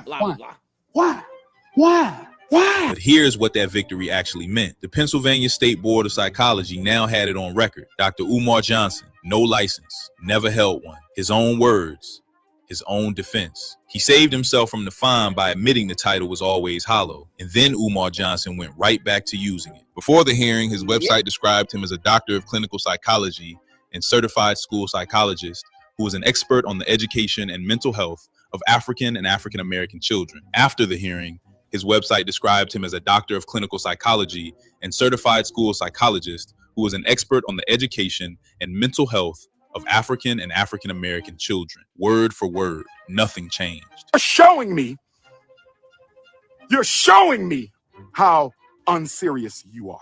He was still doing speaking tours, still charging ticket prices built on that credential, still sitting in the Breakfast Club chairs telling the community their children needed his expertise, still fundraising for a school that required the audience to trust his professional judgment on Black boys in education. And nobody asked the obvious question. If you just spent a government hearing arguing that you never claimed to be a licensed psychologist, why does your website still say psychologist? Shit, I don't even know. Like, I can't even tell you that. Like, why does your speaking tour still bill you as a psychological expert? Shit, I don't even know. Like, I can't even tell you that. Like, why are people still sending money to a school run by someone who just legally disowned the credential that made him worth sending money to? Shit, I don't even know. Like, I can't even tell you that. Like, the answer is that the hearing was for the board. The title was for the audience. And those were two completely different conversations that were never allowed to happen in the same room. In Harrisburg, he was a certified school psychologist with a doctorate who never claimed to be licensed. On The Breakfast Club, he was the preeminent psychological expert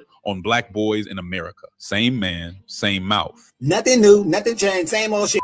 Two completely different identities depending on who was asking and what was at stake. The title was only fake when it cost him money. Every other time, it was real enough to fundraise with. And the community only ever saw one of those versions.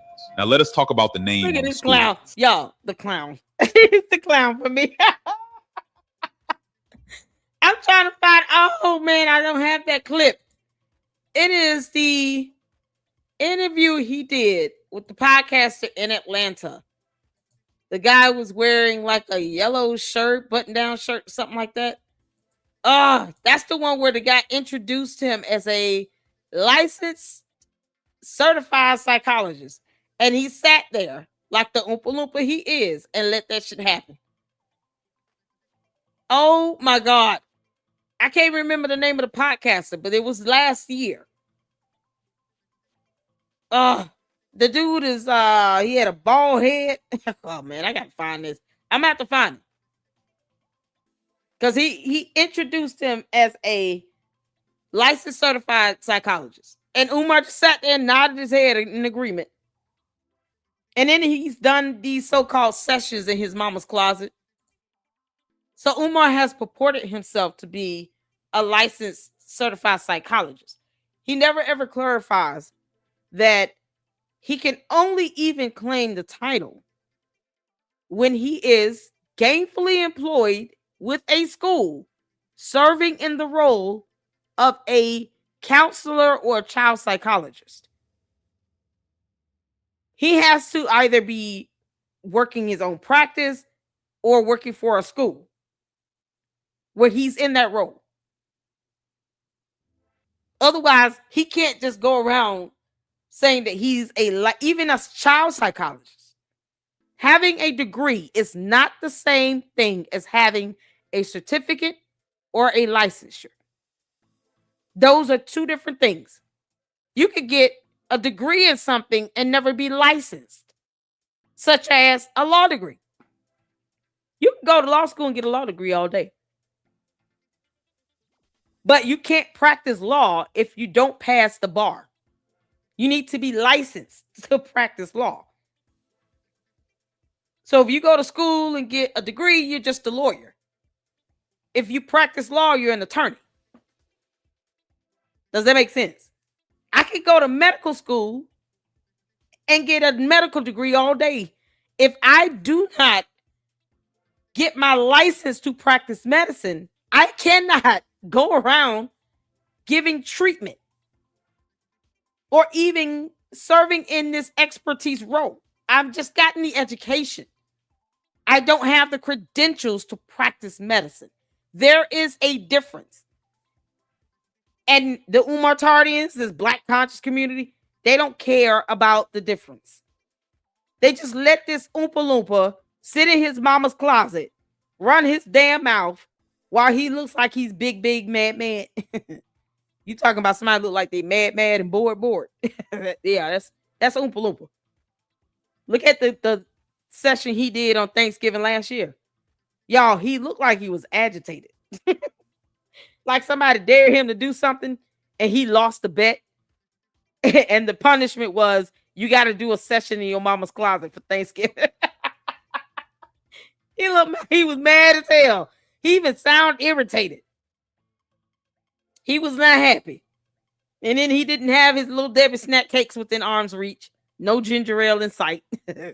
So he was big, mad. So he doesn't even seem to be excited when he says the dumb stuff he says that he's not credentialed to say. And yet his cowardly ass gets before the board, and then all of a sudden it's, I never said I was a licensed psychologist. No, own up to it, you dumb liar. Why you clowning out now? Why coward out now? Bunch of cowards they are in this conscious community. Frederick Douglass Marcus Garvey Academy, FDMG, the school for black boys that was going to change everything. Named after one of the greatest abolitionists in American history. Dr. Umar did not just name the school after Frederick Douglass because he admired him. He named it after Douglass because he claimed to be his kinsman, his blood relative, a direct connection to the man himself. That was part of the pitch. The right man, chosen by lineage, carrying the work forward. People donated to that story, not just to a building, to the idea that history had selected this specific person for this specific mission. So on April 18th, 2016, when the Frederick Douglass Family Initiatives issued their official public statement, it was not a small thing. Their exact words, 100% certainty, he is not a descendant. His name is not on the family tree. The official Douglass family tree is held in the archives at the Frederick Douglass National Historic Site in Washington, D.C. 100% certainty. Not probably not we have questions. 100%. And that was not the only statement. The elders of the Bailey family, the family Douglass himself came from, issued a separate declaration. They called him an unverified disgrace to the family name, disowned him publicly by name. Two separate institutions connected to the actual Umar, the descendants of Frederick Douglass told you to kick rocks and go to hell. Oh, I love it. They said, go to hell and kiss our ass and stop calling our name. Stop trying to be related to us. You're a disgrace. This is what happens when you lie 24/7, become a cult leader, and then want to talk about people being holograms. I'm sure he thinks he's a hollow of a human being now, because they have ultimately told him, boy, if you don't kick rocks and leave us alone, you're an embarrassment. Oh, Umar, the DNA test results have come in. Are you ready? And the test results show Frederick Douglass is not the father. Frederick Douglass said no, not our family, not our bloodline, not our legacy.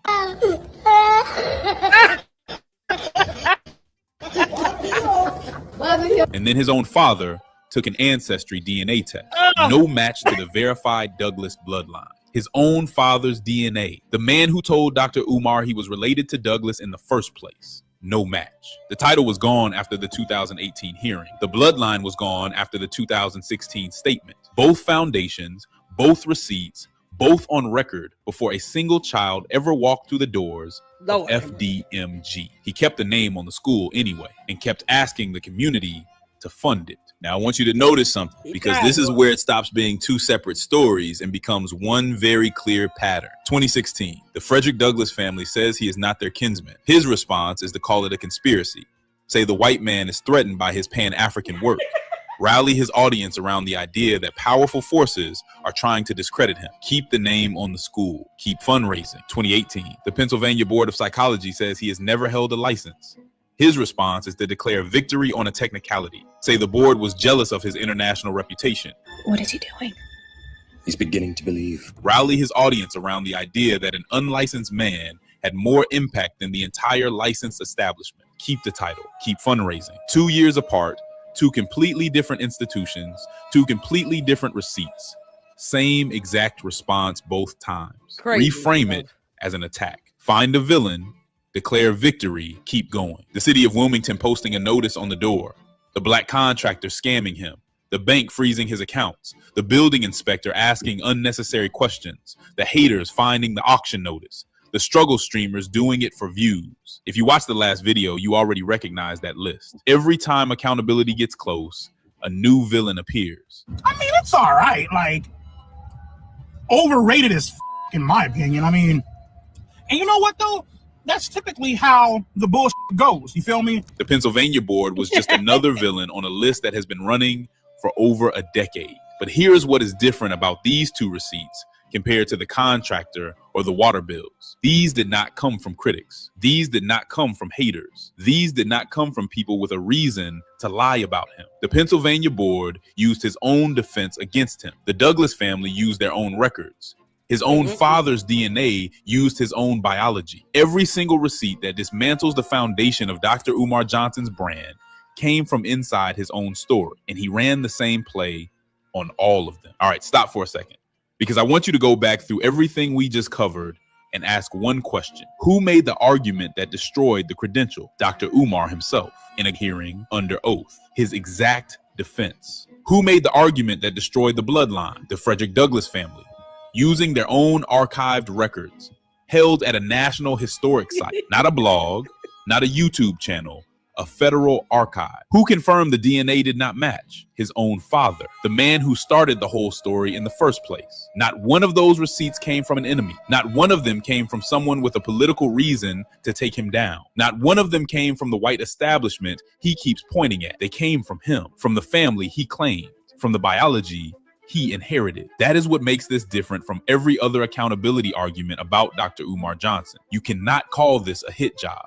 You cannot call this coordinated opposition. You cannot call this the system trying to silence a black man with an international reputation. The man who destroyed the credential was Umar Johnson. The family that rejected the bloodline was the family he claimed. The DNA that came back with no match belonged to his own father. 3 receipts, 0 outside enemies.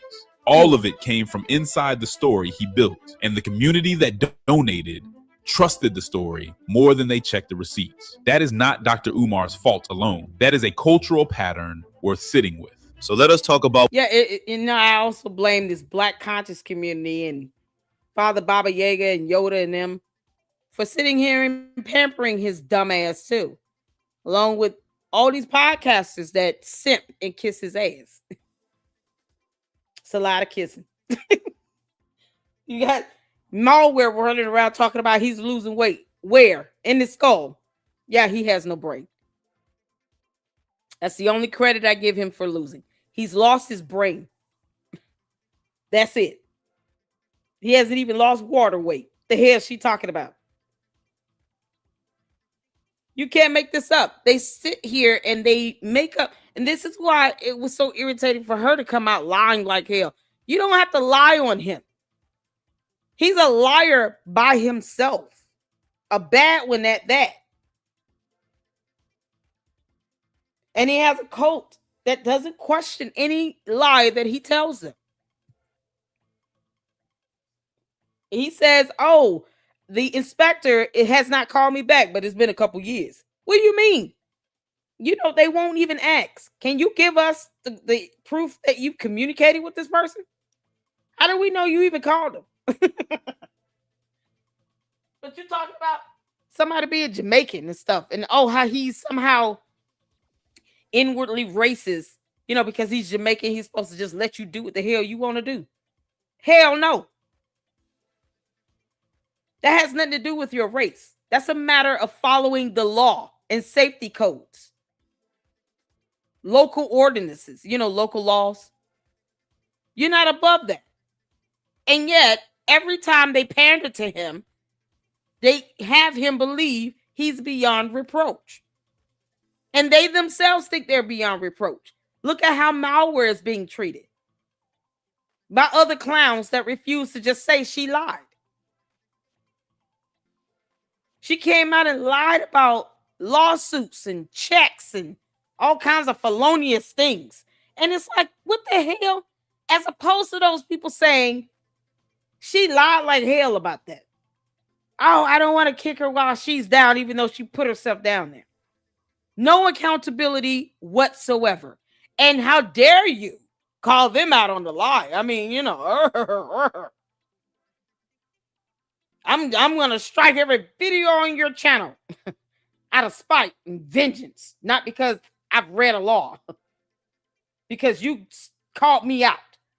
Yes, because I don't give a damn about your race when you're being an embarrassment to all women on earth. Lying about something that you don't have to lie about, that no court of law can produce, that's court documents, or someone that you don't need to lie on. Umar the Oompa Loompa is a dumbass cult leader by himself. He's already a bad guy. Don't put us in a position to have to sound as if we're defending his stupid ass either. Because the fact that he is not producing the school, that's not something you don't need to lie to facilitate that. It's going to reveal itself on its own when he never opens it. When we shout out to KKC, when he's able to get a FOIA request in and show that a violation from 2020 has already revealed that the larger building is not fit for human habitation. Why do you need to lie about a lawsuit? Make it make sense? But how dare you say that person lied when they didn't have to lie in the first place? because they grown and old as hell. So you got an Oompa Loompa that thinks that we're all holograms, and a turtle head that thinks that I'm the brown skin version of Fiona Strait. What people actually donated to, because it was never just a building. If it was just a building, the fundraising would have had line items, receipts, a budget, a timeline with deliverables, a board of directors, a nonprofit filing that showed where the money went. None of that ever consistently materialized. And yet hundreds of thousands of dollars came in across a decade from real people pulling out real phones and sending real money. Why? Because they were not donating to a building. They were donating to a credential and a bloodline. They were donating to the man who said he was a psychological expert on black boys. The man who said history had selected him through his connection to Frederick. The same man that said he want to cuddle with little boys by the fireside. All of you should be disturbed by that. Like, that's a disturbing image. Yeah, can I get an AI image on that? Can somebody come up with an AI image? The Oompa Loompa trying to cuddle with little boys by the fireside and show the little boys pushing him away. Because we don't want it to make it seem as if it would be easy. Like, we hope these kids fight back. But I want people to understand, especially if you're a parent, I want you to understand how disturbing that is. To think that a grown-ass man who didn't even take care of his own children, that is connected to him by his bloodline, wants to cuddle with little boys by a fireside. I want you all to understand how disturbing that is. The Oompa Loompas don't give a damn. Maybe if they see some of this stuff visually, then they'll probably think twice about it. Like, don't touch my child, though. No, they want to give him money because he doesn't want to get a job to send their kids to a school where they will be forever traumatized. Because they're horrible parents. And they think somehow Umar is a god and a cult leader. But if they see visually what these words look like coming out of his mouth, I want to cuddle with the little boys by the fireside while they're wearing their little suits. They need to see that. They need to see that. I'm here to rein in that reality. They need to see what that physically looks like. I would hope they would be repulsed by that. If not, they should not be parents. You're not fit to be a parent. If you're not repulsed by the visualization of this grown-ass, unbathed Oompa Loompa who thinks that we're all holograms, cuddling with little boys that are in 2nd, 3rd, 4th grade, while they're wearing some suits by a fireside.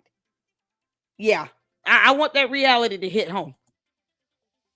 Douglas himself, the man who said nobody else was qualified to do what he was doing because nobody else had what he had. The credential was hollow enough to disown under oath, and the bloodline was disputed enough for the actual family to issue 2 separate public statements rejecting it. Strip both of those away and what is left? A man with a building in Wilmington, Delaware that has never taught a single child. A fundraising operation that has run for over a decade without producing audited financials. A school named after a man whose family said he is not related to them. The pitch was always the problem, not just the execution. Because if the credential was real, the Pennsylvania board would have found a license to strip. If the bloodline was real, the Douglas family would not have issued a public statement. If the school was real, a child would have walked through the door by now. None of those 3 things happened, and all 3 of them were knowable before the first dollar was ever donated. The community did not fail Dr. Umar Johnson. They trusted what he told them. The question is why nobody asked him to prove any of it before they opened their wallets. Let me tell you what this video was not about. This video was not about tearing down a black man who wanted to build a school.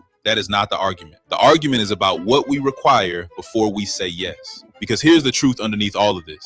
Dr. Umar Johnson is not the first person to build a brand around black liberation and ask the community to fund it on the strength of a credential and a legacy connection. He will not be the last. That pattern is as old as the movement itself. What makes this specific is that both receipts were available.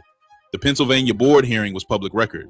The Douglas family statement was published in April 2016 and has been sitting on the internet ever since. Years. His father's DNA results were discussed publicly. None of this was hidden. None of this required investigative journalism to uncover. It was just never laid out in one place in a way that connected all 3 to the same verdict. And that is the cultural question worth sitting with. Not why did Dr. Umar lie? People lie. That is not a cultural revelation. The question is, why did the community not require documentation before the credential became currency? Why did the why not sue his ass and get all of this discovery regarding how he spent your dollars for 14 years? Why can't they grow a spine and sue him again in this Black conscious community? They think he's doing something positive, a term they can't define. Obviously, the Black conscious community cannot define the word positive. Because, you know, he wants to cuddle with little boys by the fireside while they're wearing suits. Mind you, this will be second, third, and fourth graders. And they're not his kids by his bloodline. So heck on other people's kids. Like, this is the dumb shit they don't ever think about. They think it's okay for him to be cuddling with them. What if these cuddles become forced hugs and then forced touches and all this shit? Your kid traumatized all because some lowly, low self-esteem Black woman thought it was cute for Umar to say over and over again, Black queens forever, snow bunnies never. That's all it takes for them. So since they have no standards, they're going to demoralize their children and subject them to this nasty, stanky ass Black man, you know, because they got to be positive and all. To cuddle by the fireside with their second, third, and fourth grade little boys. And they don't see anything wrong with that in the Black conscious community. Oh, you're tearing them down. I might be sparing some of these kids from having unwanted touches in their no-no parts, you know, because stranger danger. Bloodline claim get to function as a fundraising tool for years before the actual family had to issue a public statement to push back? Why did the title get to keep working after a government hearing confirmed it was never licensed? The answer is not that Black people are gullible. That is a lazy read and it is wrong. The real answer is simpler. When somebody frames every receipt as an attack from the system you are already fighting, asking for documentation starts to feel like you are siding with the enemy. Dr. Umar knew that. He used it every single time. But the receipts in this video did not come from institutions trying to silence him. They came from his own mouth, his own family's DNA, the family he claimed as his own. You cannot frame those as institutional attacks. You cannot call your own defense testimony a conspiracy. You cannot call the Douglas family's archived records a hit job, and yet the school still has no students. The credential is still on the website. The name of a man he cannot prove he is related to is still on the building. So here's what I keep coming back to. At some point, accountability stops being about one man and starts being about what we decide to require from the people who ask for our trust. The title should have needed a license number. The bloodline should have needed a document. The school should have needed an audited financial statement after year one. None of those things are unreasonable to ask. They are just uncomfortable to ask when the person asking you to trust them has wrapped themselves in the symbols of Black liberation. That is the move, and it worked for over a decade. Dr. Umar Johnson is not the villain of this story alone. He is the symptom of a cultural habit we have not fully confronted yet. The habit of treating documentation as disrespect when it comes to our own. That habit is what built FDMG. That habit is what kept it going. And that habit is what we leave behind when we finally start asking for the receipts before we open our wallets. Here's what I keep coming back to. Dr. Umar Johnson did not build this alone. He needed an audience willing to skip the documentation step. And for over a decade, that audience showed up. Not because they were foolish, because they wanted the story. Wait, hold on now. Because, you know, there are some old fools. Let's take a look at, you know, Father Baba Yaga for once. He's an old fool.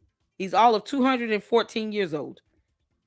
And he still allows Umar to come call in on his radio station.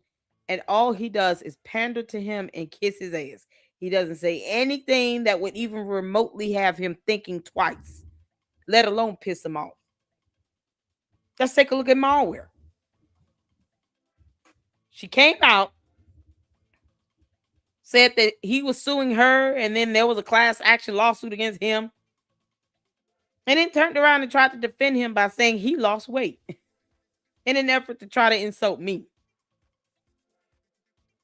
And all she did was basically tiptoe around the fact that she flat out lied through her teeth. All 514 rows of them. About anything happening in any court of law. And then when she got called out on it, it was everybody else's fault but hers. This is the mentality of this Black conscious community that continues to shield and protect Umar, the dumbass Oompa Loompa. They constantly make excuses for him. They constantly sit here and use terms they can't define.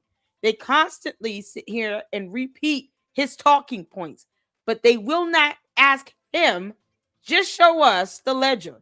Show us vendor invoices, contracts. Where are the permits?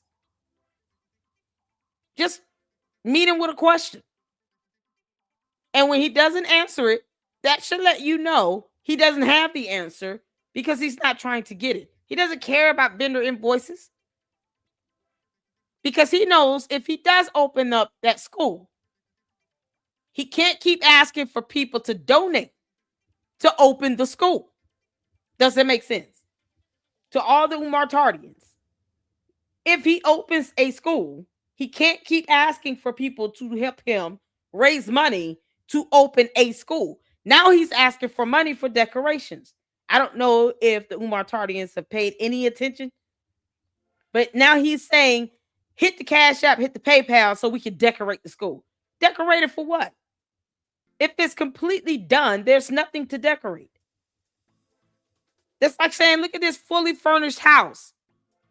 5 bedrooms, 5 bathrooms, but send me money so that I can buy stuff for the fully furnished house. The house is fully furnished. What do you need? See, this is what I mean by them using terms they can't define.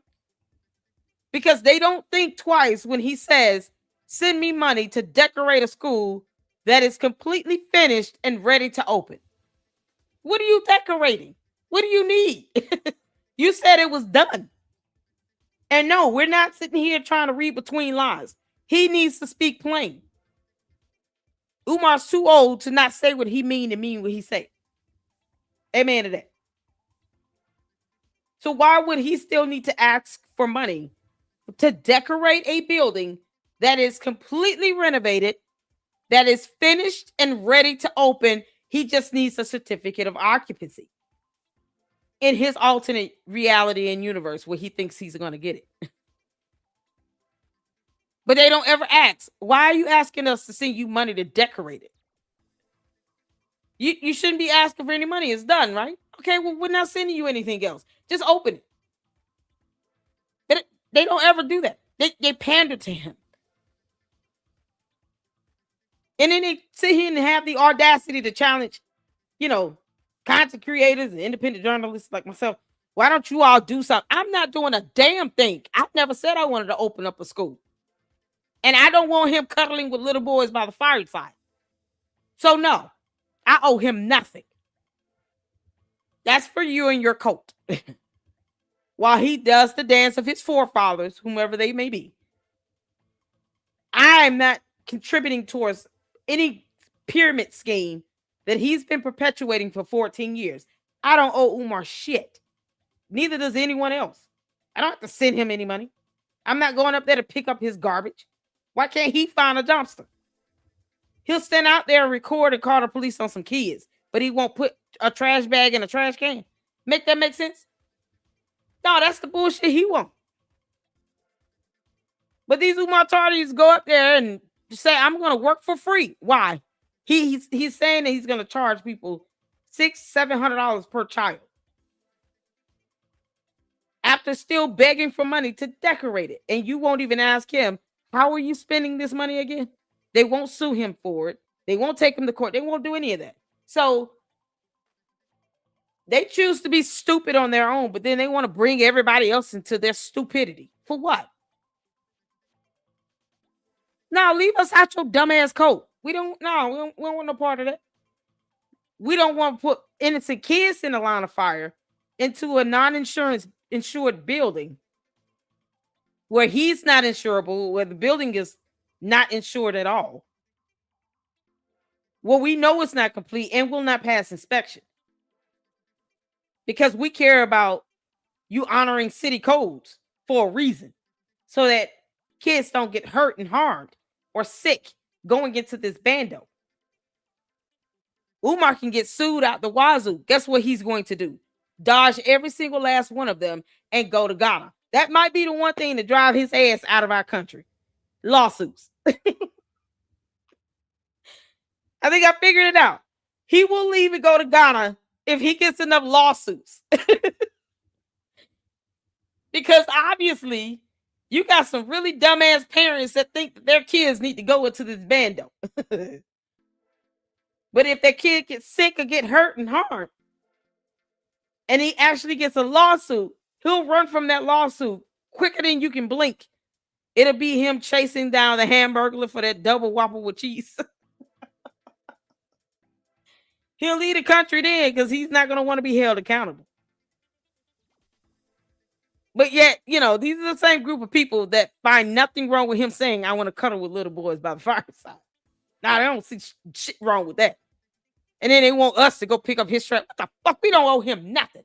Hell no. Tell his big ass to go pick it up. That's something he wants to open up as a school. But yet still asking for money for decorations. Y'all, this is the nonsense that these Umartardians that they sit here and perpetuate. This is the nonsense and the buffoonery they want to push on everyone else. And no, we're rejecting it. We refuse to allow these kids to be put into a situation where they're being put in harm's way because you got these dumbass parents and this cult leader moron that think somehow putting these kids in these bandos is a good idea. In the bando, because there's only one. Worst thing that can ever be done to these kids. That and him thinking he's going to actually cuddle up with them by the fireside. Y'all, it's so disturbing for him to say stuff like that. And yet they don't think twice about it. They're cool with that. That shows their mentality too. To be true. A black man with the credentials. A black man with the bloodline. A black man with a vision. Building something real for black boys in a country that has never built enough for them. That story is worth wanting. That is why it works. Oh, yeah, but wanting a story to be true is not the same as the story being true. That is not a Dr. Umar Johnson problem. That is a us problem. And it does not go away when he does. Because the next person who shows up with a credential and a legacy connection and a vision for black liberation is going to get the same response unless we decide right now that documentation is not disrespect. Asking for a license number is not betraying the cause. Asking where the money went is not siding with the enemy. Asking why the family he named the school after says he is not related to them is not a conspiracy. Those are just questions, and they deserved answers before the first dollar ever moved. So here's what I want you to sit with. If the community had asked for one document in 2014, just one, a license number, a verified genealogy record, an audited financial statement, how different does this story look? Because the school is still empty. The credential is still on the website. And the name of a man he cannot prove he is related to is still on the building. How long do we let a story substitute for a receipt? And if you want the full deep dive on everything Dr. Umar Johnson has pulled since day one, I already did almost 3 hours on it. That video is right here too. Click now and I'll see you on the next one. Yo, this is so well done. Panda Press. One day we're gonna have to schedule some time to check out that full 3 hour. It's 2 hours and 48 minutes. We got to schedule some time to check that whole thing out. I love his mini videos like this, but we've got to sit down and watch, even if we have to do it in like 3 parts. Yeah, take that up and break it up into 3 parts and do part 1, 2, and 3. We got to watch that. He put a lot of work into these videos, and I am just a huge fan. Panda Press, shout out to you, honey. Thank you so much for this content. Y'all, we're going to get to this video that Candia sent me on the copyright strike thing before we get to malware. Because I just want you all to understand why Supreme Court just gave YouTube no excuse to keep this system. Oh, this is so good. Is he an attorney? Yep. Your favorite copyright attorney. Yeah, he's an attorney. Lawful Masses with Leonard French. If you want to understand what's going on, get it from an attorney.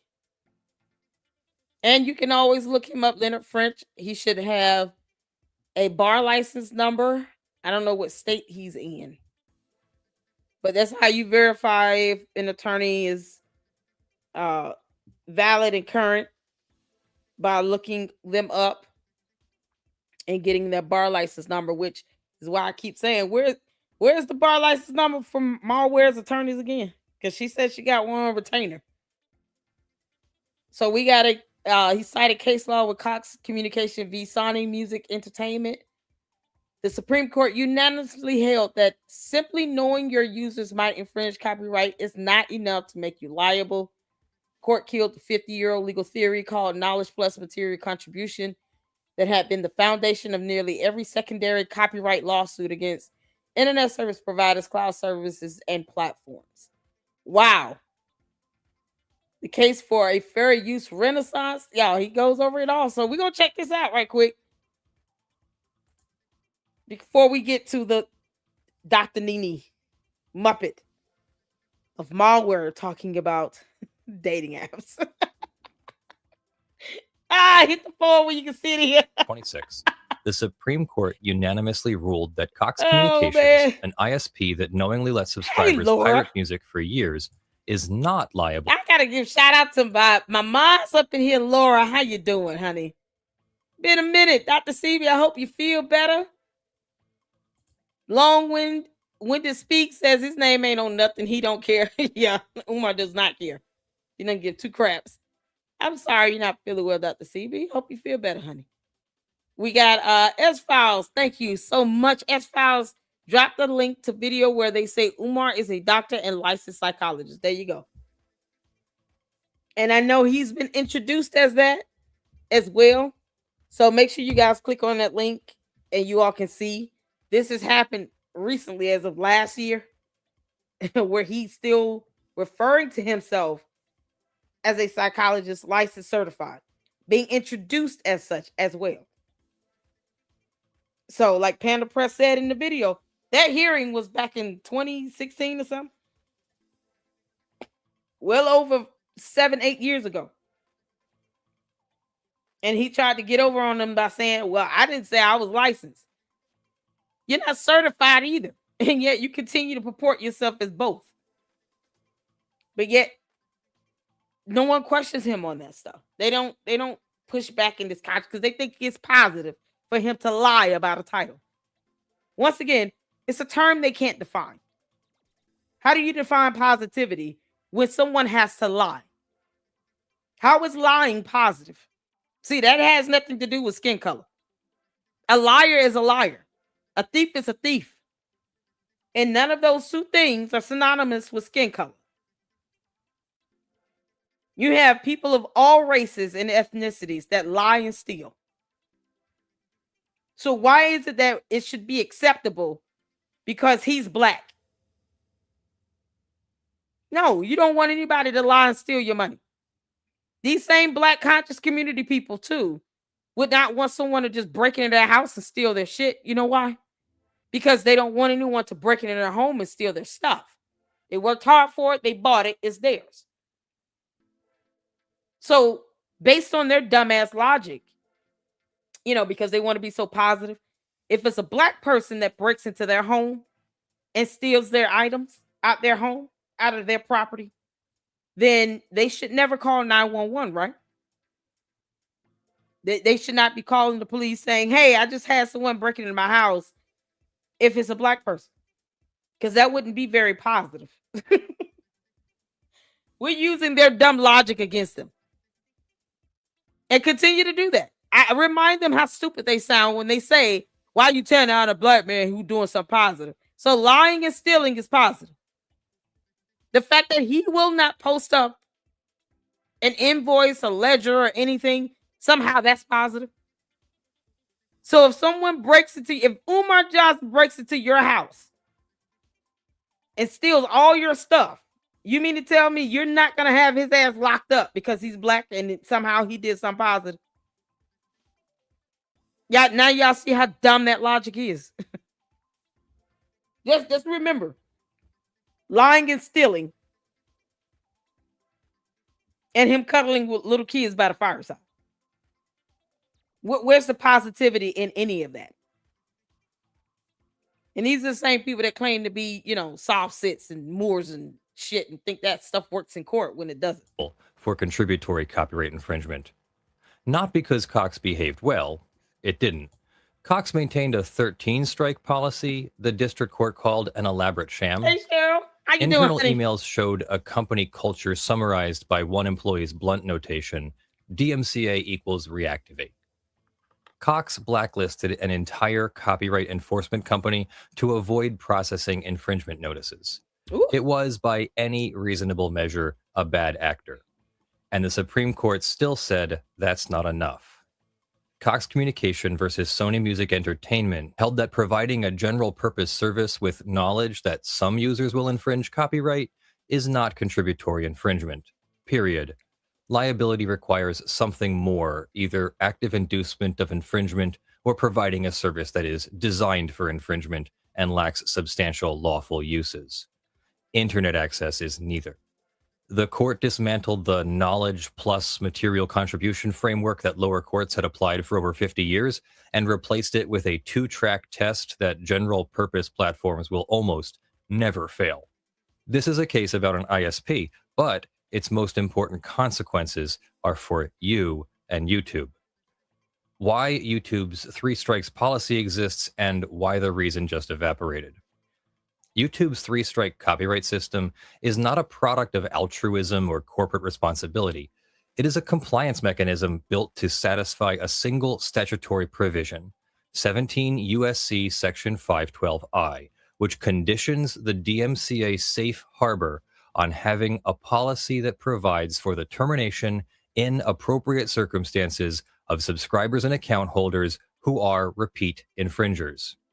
Repeat infringers. Y'all, you can't make this up. You got to prove there was some infringement. Basic fundamental questions that, Malware failed to ask before I guess she allowed herself to, be convinced by Manny, who's not an attorney, to file false copyright strikes. I can guarantee you all the section he's citing here, they have no idea what that is. They would have to look it up. 17 USC Section 512I. Yeah, neither one of them know what this is off the gate. Nope. They would have to Google it. Because neither of them are attorneys. You see why you don't fuck around with federal laws that you don't understand? Can't make this up. Infringers. The logic was straightforward. Without DMCA safe harbor, YouTube faces secondary copyright liability for the content its users upload. To keep the safe harbor, YouTube must terminate repeat infringers. To demonstrate it terminates repeat infringers, YouTube built the 3-strike system, 3 copyright strikes in 90 days, and your channel is permanently deleted, along with every video you ever uploaded and every subscriber you ever earned. Can't make this up. Before Cox, this was load-bearing architecture. The DMCA safe harbor was the wall between YouTube and potentially ruinous copyright lawsuits. The 3-strike policy was a brick that held up that wall. Lose that safe harbor, face the lawsuits. Simple. Cox changed the equation. If general purpose platforms cannot face contributory copyright liability regardless of their knowledge of user infringement, and YouTube is unquestionably a general purpose platform, yes, it is. Then the underlying threat that made 3 strikes necessary has diminished significantly. The DMCA safe harbor is still valuable to YouTube because YouTube hosts content and faces potential direct infringement claims, but the contributory liability sword that hung over the platform's head, the Supreme Court just sheathed it. Cox's own attorney conceded at oral argument that after this ruling, the safe harbor provision wouldn't do anything at all for conduit ISPs. For hosting platforms like YouTube, the safe harbor still matters, but it matters less. And the 3-strike policy that was built to protect it, YouTube now has room to rethink it from the ground up. YouTube is, okay, we just host a platform where people can come on and put up content. Whatever your contribution is, or whatever your content is, they're just giving you a platform to do it. That's simple. And that's what that breaks down to. you want to talk about infringement, you first have to prove that you are the legal rightful owner and that this person infringed upon content you own. And when you file a false copyright strike to YouTube, you're saying to YouTube that there is a legal premise, documentation, evidence that I have to say that I own this particular content and that this person knowingly and willfully and intentionally infringed upon copyright laws and utilized my content in this manner where it violated the law. Does that make sense? Hit the phone. You would have to prove that. This is why you don't F around with federal laws you don't understand. And YouTube is like, oh, okay, you said this. All right, cool. Because they're trying to avoid a lawsuit.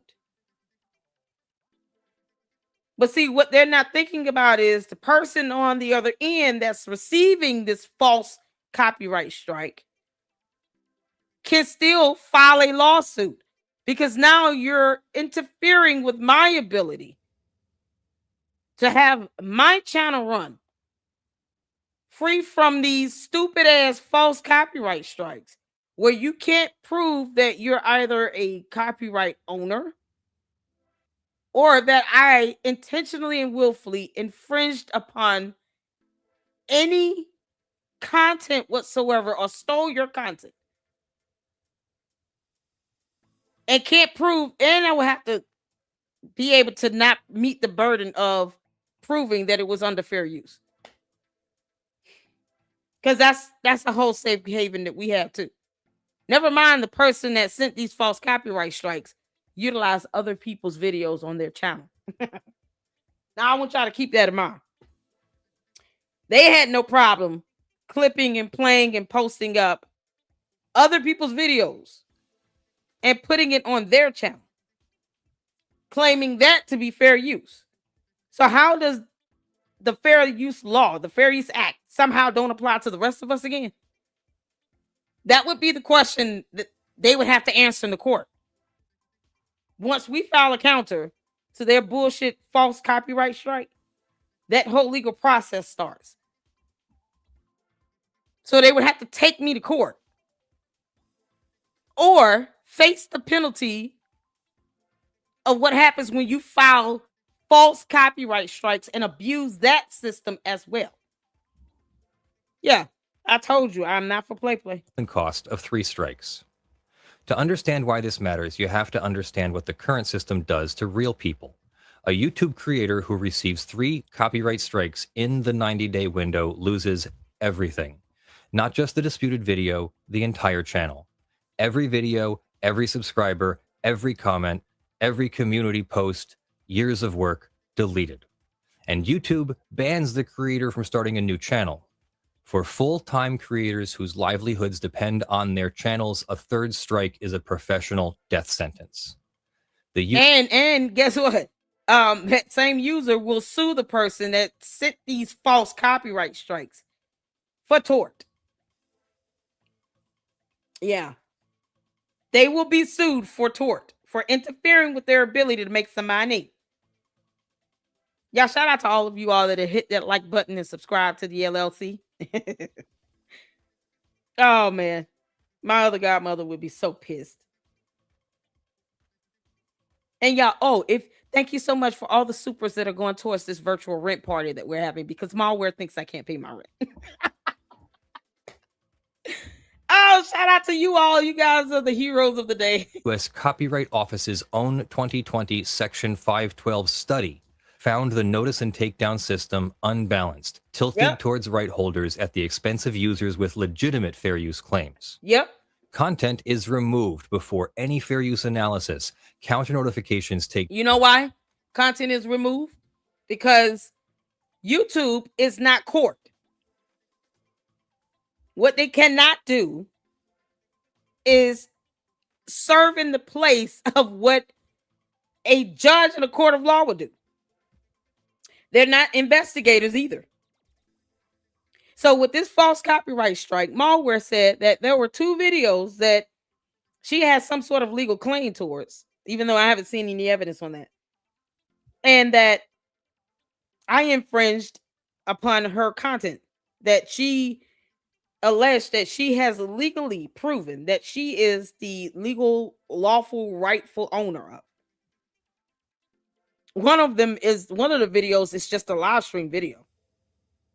And under fair use, that information was transformative, giving commentary, and incorporated with my content. But never mind the fact that she has done the same exact thing with other content creators. Never mind that. So, with this counter, if it comes down to where she takes me to court, because my counter starts that legal process. So if she takes me to court and I lose revenue, I can countersue her ass for it under tort, because you're interfering with my ability to generate revenue on the videos you wanted YouTube to remove without any substantial evidence to prove that I violated the law, that fair use does not apply, and that you're the legal rightful owner of the content itself. And because YouTube is not court, of course they're not going to reach out to me and say, hey, this person wants us to take down your videos. Here's the evidence they provided to prove that they at least own it. They didn't even do that, because I haven't seen any evidence on that. And I could request it and ask for it, but that'll be in my counter, which already initiates a legal process. So it's like jumping ahead of the gun, because I can still ask for that evidence if she sues me in discovery. But they don't even require for her to present the evidence when she filed the request for the takedown. That's what's so crazy about this. And they're not going to investigate or serve as a judge in a court of law, because YouTube is not a court. It's a platform that allows people to post up content. They're not a court. That's where this fallacy lies in, where they make these types of decisions, but they don't do the investigations and the legwork to cover their asses when they make the decision to just take down videos and give you a strike. They don't give you any evidence that the person has provided proving that they're the legal owner, or that your content does not fall under fair use. They don't do any of that because they're not attorneys and judges, and this is in court. But yet they don't require and demand that evidence either, and they just jump the gun and take the videos down, because they're trying to avoid a lawsuit. But they're not worried about me filing one against their dumbass or against the person that filed the false copyright strike. You can't make this up. 10 to 14 business days during which the content stays down, and the creator lives under the threat that a wrong guess about fair use or a bad faith claim by a rights holder could end their career. The chilling effect is real and pervasive. Creators self-censor. They avoid incorporating copyrighted material even when their use is clearly transformative. Commentary, criticism, education, parody. Video essayists skip visual references. Music commentators avoid playing the songs they're analyzing. Creators who cover news, law, or pop culture walk on eggshells around copyrighted clips, even when their use falls squarely within fair use. Exactly. The system punishes risk-taking, and in a creative economy, risk-taking is the whole point. Meanwhile, Content ID, YouTube's automated fingerprinting system, handles 98 to 99% of copyright management on the platform, entirely outside the DMCA strike framework. Content ID scans every upload against over 50 million reference files and lets rights holders choose to monetize, track, or block. About 90% choose to monetize. Content ID claims don't generate copyright strikes, they direct revenue. The system that actually manages copyright on YouTube is not the three-strike system. The three-strike system is a compliance artifact layered on top of it. what YouTube could actually do now. Cox doesn't force YouTube to change anything, but it removes the legal risk that prevented the change. Here's what a reformed copyright strike system could look like. This is not a fantasy, but a reasonable policy that would survive legal scrutiny under the new standard. Raise the strike threshold. 3 strikes in 90 days is an extraordinarily unforgiving system for a platform where creators publish multiple videos per week and copyright law is genuinely ambiguous. A 5 strike or oh, y'all see that? Copyright law is genuinely ambiguous.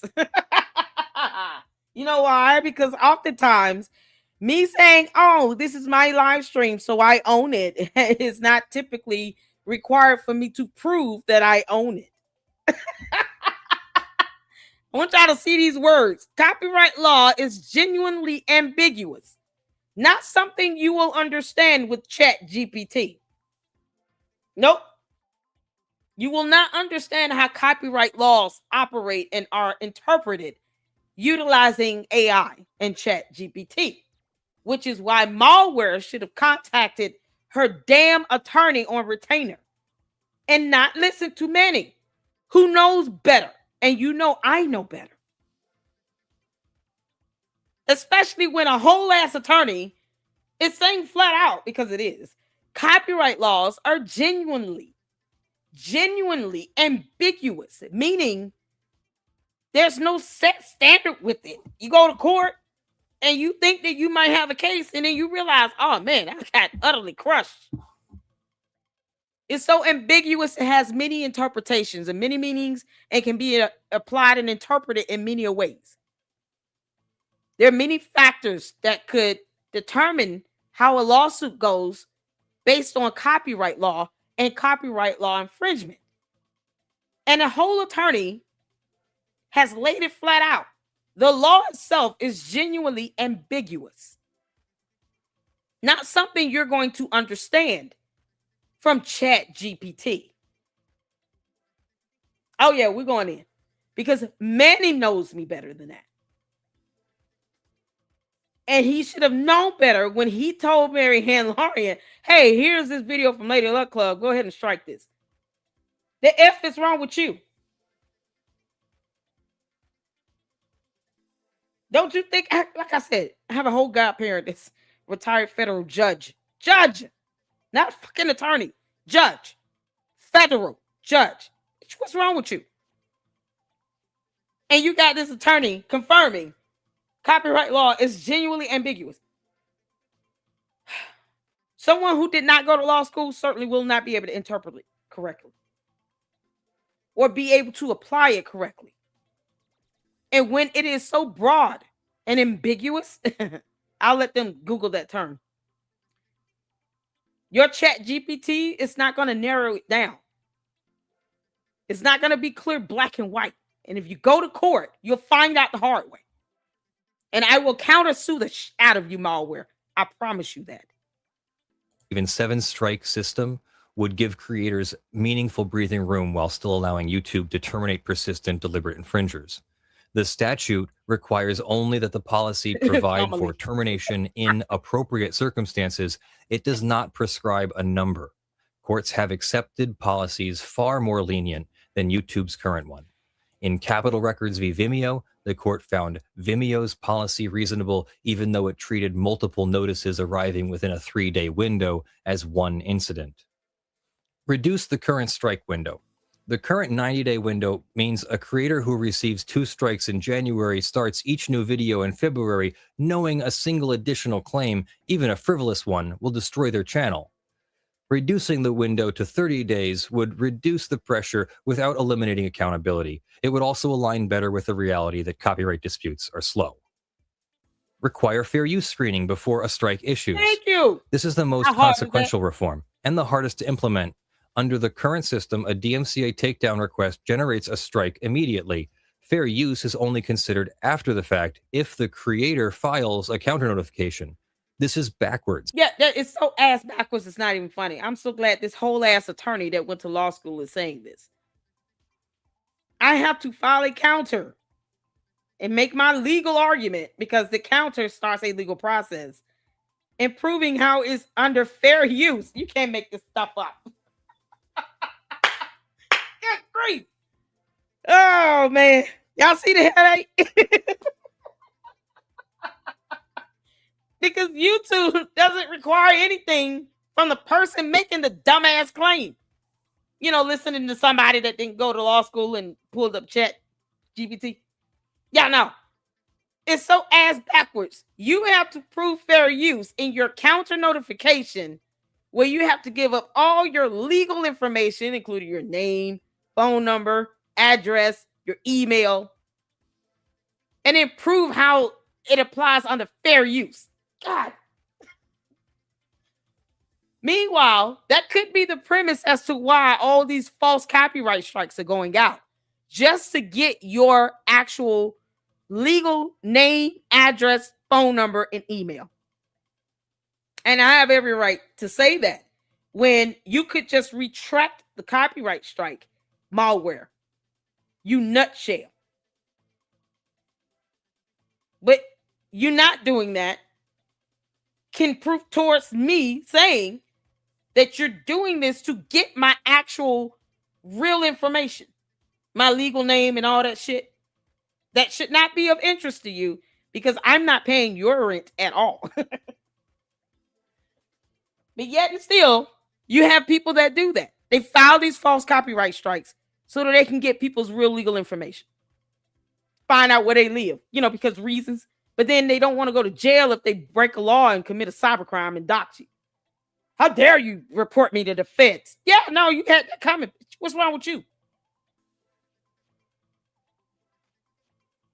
And they don't think they should be countersued for this headache. Yeah, okay. The Ninth Circuit held in Lentz v. Universal Music that rights holders must consider fair use before sending a takedown notice, but there's no enforcement mechanism, and rights holders routinely ignore this obligation. YouTube could... Yeah, because she doesn't. You think Malware cares about Fair Use Act, which she doesn't understand copyright law? Hell no. Yeah, no, it's only so much I expect a turtle to understand. So I just wanted to play this part of it. I'm going to drop the link to this video so you all can watch this and understand why I laid a club. I'm like, oh, okay. I have to take my time and do this right. Because, no, they don't consider anything when they're saying, oh, okay, we'll just take the video down because you said so. But then I have to sit here and prove how Fair Use Act applies to my content that was transformative based on her blanket approval and permission for us to react to her dumbass video from her movie. And another live stream she did where she doesn't own anything in it and it was still transformative and under fair use. Like, are you kidding me? So don't watch her stupid ass movie because she's going to send a copyright strike, not consider Fair Use Act, and not care if it's transformative or anything. If you don't say something that kisses her ass like Umar, they're one and the same, y'all. You can't make this up. So shout out to my fantastic mods. Kandia, who sent me this. Honey, I love you. Thank you so much. And this does help to bring some level of clarity so that you have content creators and independent journalists and people who do actually, you know, do this full time. They're passionate about it. This is what they want to do with their time, and they earn revenue that helps them pay their bills and their rent and take care of their kids and families and all those things. And they don't have time for bullshit from somebody who did not go to law school, thinking that they know how copyright laws work when they don't even care about Fair Use Act, but yet they clip and post other people's videos on their channel. Yeah, it's so funny. False checks. Talk about how they open and close accounts. You know, all that fraudulent shit going on. Yeah, it could be reported. You can't make this up. The worst that could have happened is she read Fair Use Act. No. Or, you know, somehow that was sent to her from Chat GPT. No, let's do a whole strike, though, based on how much I don't like you. And how much you hurt my feelings. Because you said you didn't like my movie. It hurt my feelings. Oh, okay. I'm about to destroy you right now, girl. I hope you don't have feelings right now.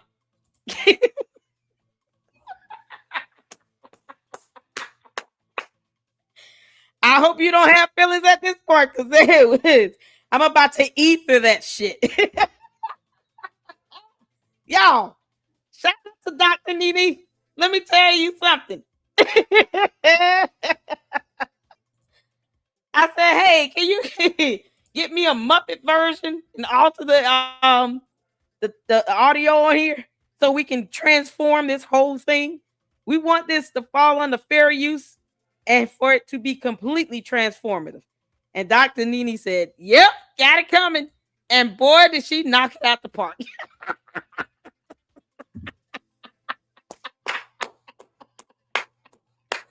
So y'all go watch this. Subscribe to Dr. Nene. Watch all her clips. And watch this video. Don't give Malware a view. Hell no. No, view this one. It is completely transformative and falls under fair use. And we are here for it. Are y'all ready? I hope you don't have feelings right now, Malware, because that's gone. Y'all hit the floor where you can see it here. Let's get to it. Good evening, everyone. Marianne's here. Gina isn't here with us this evening. She's on travel mode with her children, intending to be with family for the holiday. So I'm doing this solo today.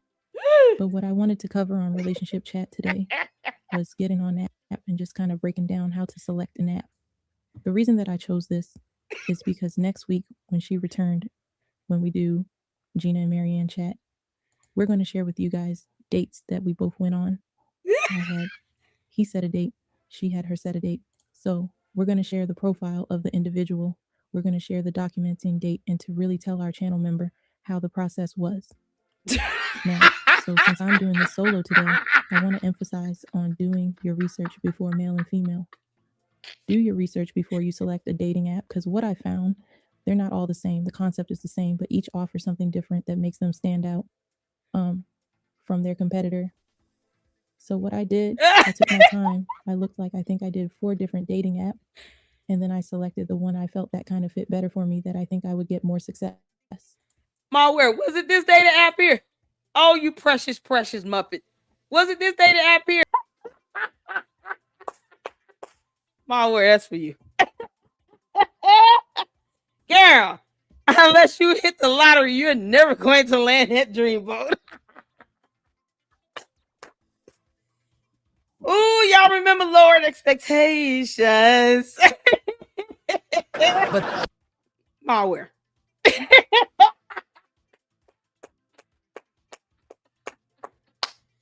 Girl, what did you put on your skin, girl? You looking all of a snow bunny tonight, honey. Girl, you look good.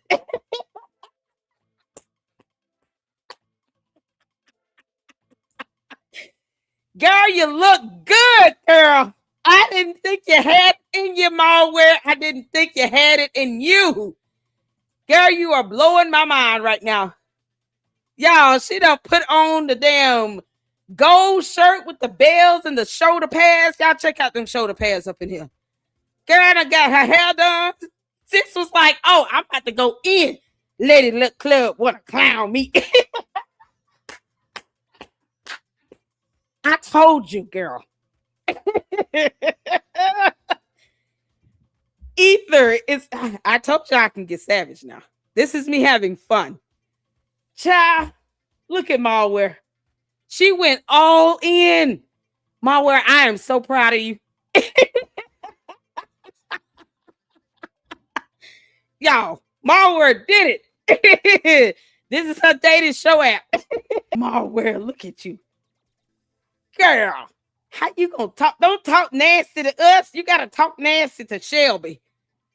Yeah, oh, Shelby got to be crying tears of turtle tears all over the place. Y'all. Shelby is like, how dare you go on this show? You forgot about us. What about our love? Oh, Malware. Continue telling us about your app. And when I did do my research to see the one that would bring me more success, that's the one that I chose. And when I went to select an individual, what I didn't just go on a sheer attraction of how the person looked. What I did, I paid a lot of attention to the bio. And if someone's bio is very empty, not a lot of detail, I tend to kind of bypass that bio. The reason why I feel if you kind of look at the bio and pay attention to the bio, that gives you an indication if this person's even a right fit for you on approaching it like this. So I'll give you an example. If this person is an avid swimmer, they're at the beach all the time. They go to rivers to swim. They live in the pool, and you can't swim. You have a fear of water. So that might be an issue because they love water, and water isn't your thing. Hold on. Wait a minute. What do you mean? Shelby's like, I'm a fantastic swimmer. Where you get that from? He said, you must forgot what I look like. Let me remind y'all of Shelby. In case y'all didn't meet him yet, here it is. He's like, wait, what you talking about? That's all we do is swim. Shelby was like, girl, what you talking about? I got flippers for days. What you mean? What you mean? We live under the sea. Under the sea. Under the sea.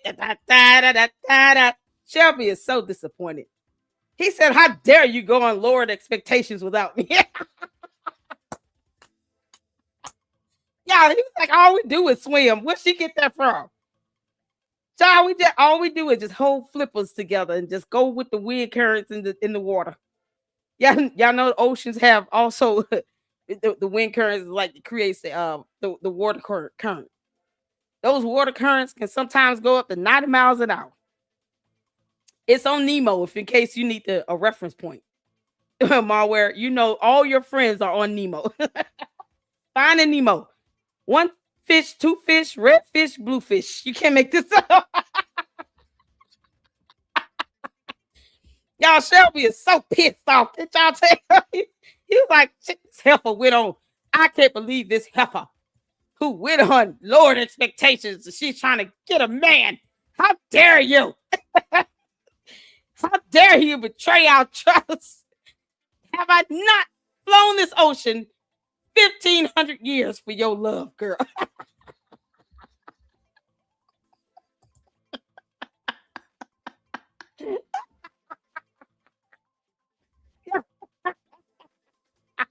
Yeah. Use the 225 to 199. Stop laughing. Hold on. God, I told you I was going in on you. UJ Shango smell like mild stage 4 gingivitis. Upset stomach and diarrhea. Gingivitis. Oh man. They don't really have the best toothbrushes built for turtles yet. You got to give them time. Colgate to come up with something. Oh my God, y'all, Lone Sling in the house. How you doing, honey? I'm coming over to the Candace premiering soon, okay?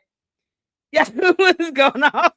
I'm just crying over the newest Folgers commercials. Oh, Cheryl. Y'all, Shelby just wants you to come home. He said, just come home, baby. I promise you. We will swim in the ocean together. We'll go to a cleaner part of it. You want to go to Antarctica? Shelby, she's all yours, okay? What she does not want is to go to court with me. You can't make this up. All right, come on, Muppet Malware. Tell us what you've been doing. So I'm just trying to find an example. Or if this person's a dear devil, they jump out of plane. Ooh, Lord. Let's go. A devil. Deep water diving. Where, it can be a little risky and dangerous hobby, and that's not your thing. So I think when you read their bio, you're getting some, not to say, the bio is 100% accurate, but, you're getting a glimpse of who you're like connecting with. So that was like the key for me. And then I chose to chat for 5 days, to be honest. One was 4. What?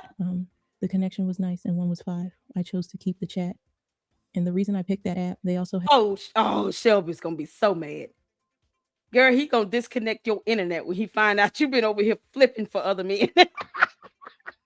Had a feature where you didn't have to exchange your phone number. You're able to talk with the person on the app.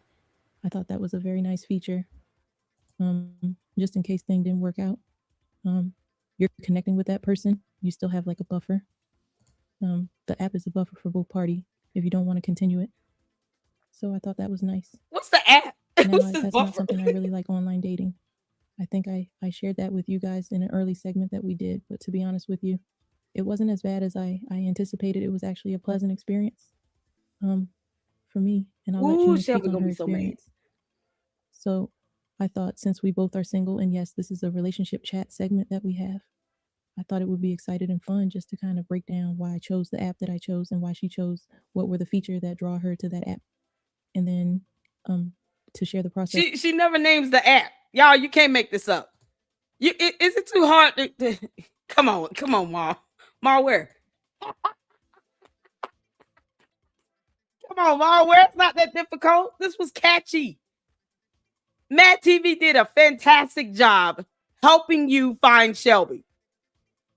Yeah, man, there's no loyalty, is there? You just like Umar. You can't stay faithful to one turtle at a time. Girl. He has zero requirements for you. Y'all, that app has got to be called Shell King Love Making Matching Singles. One of a kind. Like, you can't make this up. It's got to be something monumental. Process on how I selected my individual, and for her to share the process on how she selected her individual, which I think was fun. So when we'll bring it to you guys, and I think you guys will enjoy it. And you know, the visual, it's one thing to kind of tell someone. Yeah, Dr. Nene had to change the vocal tone because we transformed it all. So that's why it doesn't even sound like her voice. Because we had to, we got to be transformative under Fair Use Act. Because Malware, let me explain something to you. I want you to understand why you not listening to someone who Googles on Chat GPT for laws. It's a very, very bad idea when you're going up against someone who knows the law. And it's funny as hell. I'm having a good laugh. But my counter is going to show you exactly the legal knowledge I have as well. You did this to 6 other content creators. And for what? Do you understand how ridiculous that is? It's about as absurd as you going on Lowered Expectations when you got a faithful, loving boyfriend at home. He's 1,500 years old. He doesn't have time for this shit. Something. You cheater. Verbally. And I think it's another thing when you kind of show it, I think that, it just makes the experience a little bit more personal and a little more clear on what the person is bringing forward. So that's that. So like I said, she's traveling with her children.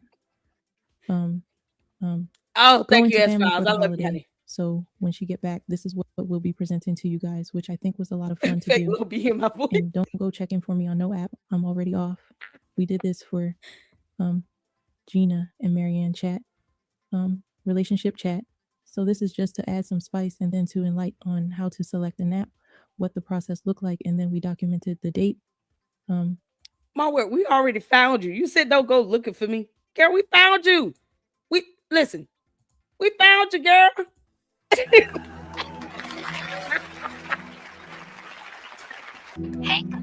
This the man she was trying to chat with on the side. Hey, Malware didn't tell you that she got a boyfriend. His name is Shelby. He's a very powerful sea turtle. She didn't tell her.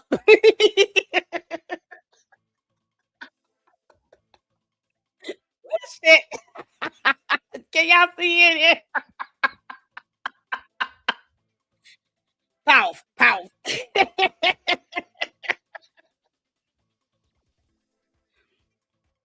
Hit the phone, you can see in here.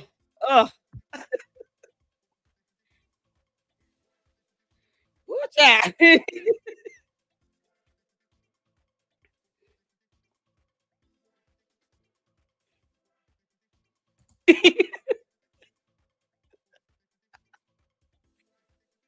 child.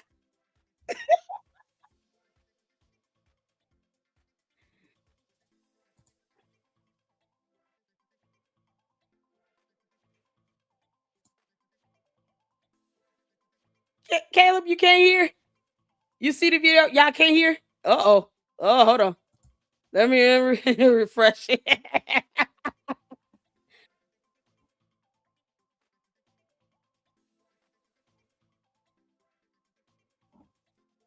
Let me pause. There's no video sound. Lord have mercy. Y'all. Hold on. Let me disconnect. YouTube get finicky like that. It's StreamYard too. It start acting up when you switching between tabs. Oh, come on, man. They're making it harder for my Lord Expectations bit. Did y'all see the Lord Expectations one? Y'all can't hear it, just the vid. Hit the 4 if you can see it here, if you can hear it. I have 2 amazing interviews to bring. You know, I will bring the 4 if you can hear the profile picture, and then I will bring the date to kind of show it. You know, I think that, you know, it just makes the experience a little bit more personal and a little more clear on what the person is bringing forward. So that's that. So, like I said, she's traveling with her children.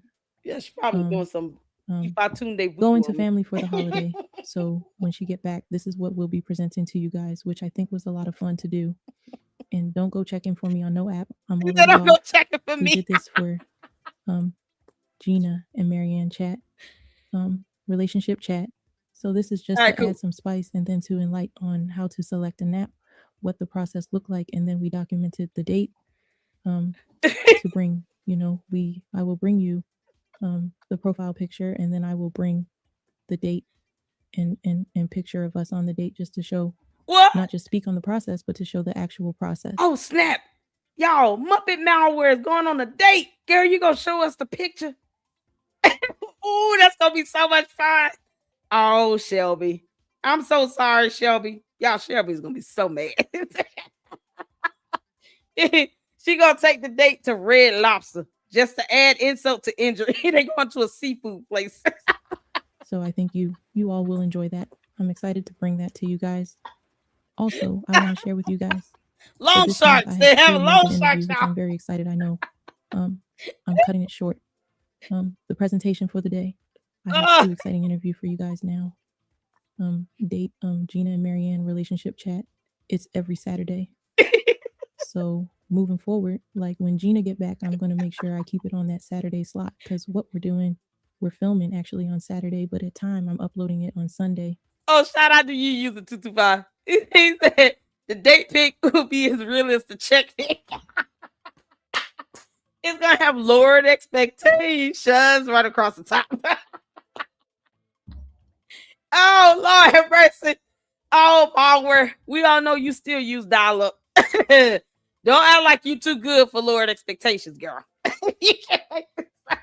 Yeah, they're gonna have seafood. Did I miss a super? Oh, Lord have mercy. Hold on.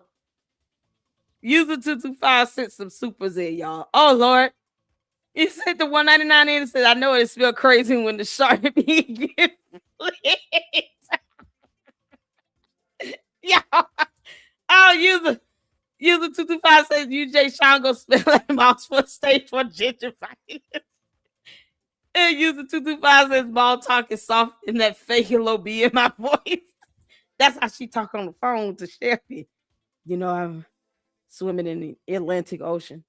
I figure we can just go and, you know, swim together, get caught up in a current, and let it carry us to Australia. We'll go hang out and then go to the UK and hang out with Francisca. And then we'll let a seagull pick us up in its mouth and drop us off on the boardwalk. And then we're going to have some fried catfish and shrimp. You know, I had to do one for the one time.